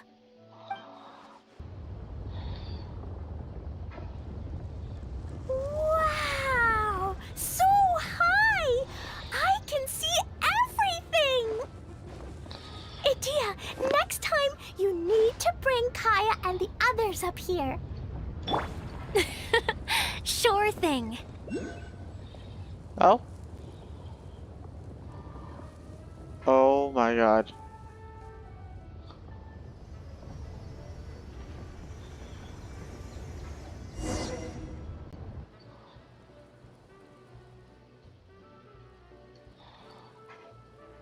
Whenever people have to leave this domain, I like to come up here and spend some time alone after I've seen them out. They're always overjoyed when they first arrive and start bringing their imaginations to life. But once they realize that they can't take anything home with them, they get upset. Some of them can't bear to leave. others regret ever setting foot in this place. Do you ever get sad, Idia? I feel lonely at times, but not sad. A lot of people destroy everything they created before leaving, but some don't, like the residents you met. Before they left, they asked me to make replicas of themselves using hydro-eidolons. Then they tasked these replicas with maintaining everything they built here, as if this was their way of keeping their dreams alive. That's beautiful. Yeah, I don't know how they're faring in the outside world, but just the thought that one day they might achieve their dreams and live on the outside just as their counterparts do in here, that's enough to make me happy. It feels like I'm here waiting for them in the future, where they've achieved everything they wanted. You're so nice, Adia. Really? I just think that every dream, every wish, is like a flame in a bottle. Whether someone is still working towards their dream or living it already, as long as whenever they think back to that spark of light within them, it still makes them smile fondly. That's all it takes. Well, I feel super happy right now. Then I guess I finally paid Alice back after all these years. Funny to think I've been in the middle of a desert this whole time. It's just a giant muddy swamp to me. Time for Paimon to give you a nickname! Mud Fairy! Watch out for Idia the Mud Fairy! How dare you mock me! Roar! I'll gobble you up in one mouthful! Oh. I'm still embarrassed to have shown you my uglier side, but I'm glad the Valorium Mirage is up and running again. This place is going to be bustling with activity again soon enough. I hope you'll take some time to enjoy yourselves. Well, we still have some dreams to attend to. Yep. I want to get everyone together for one last ride on the choo-choo cart. Yeah, let's go.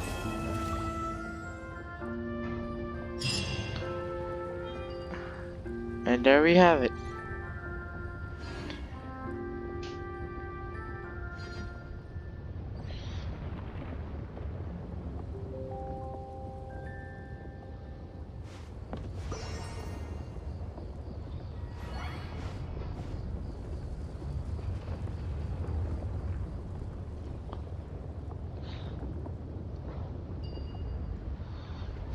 Well, I'll see you all guys next time.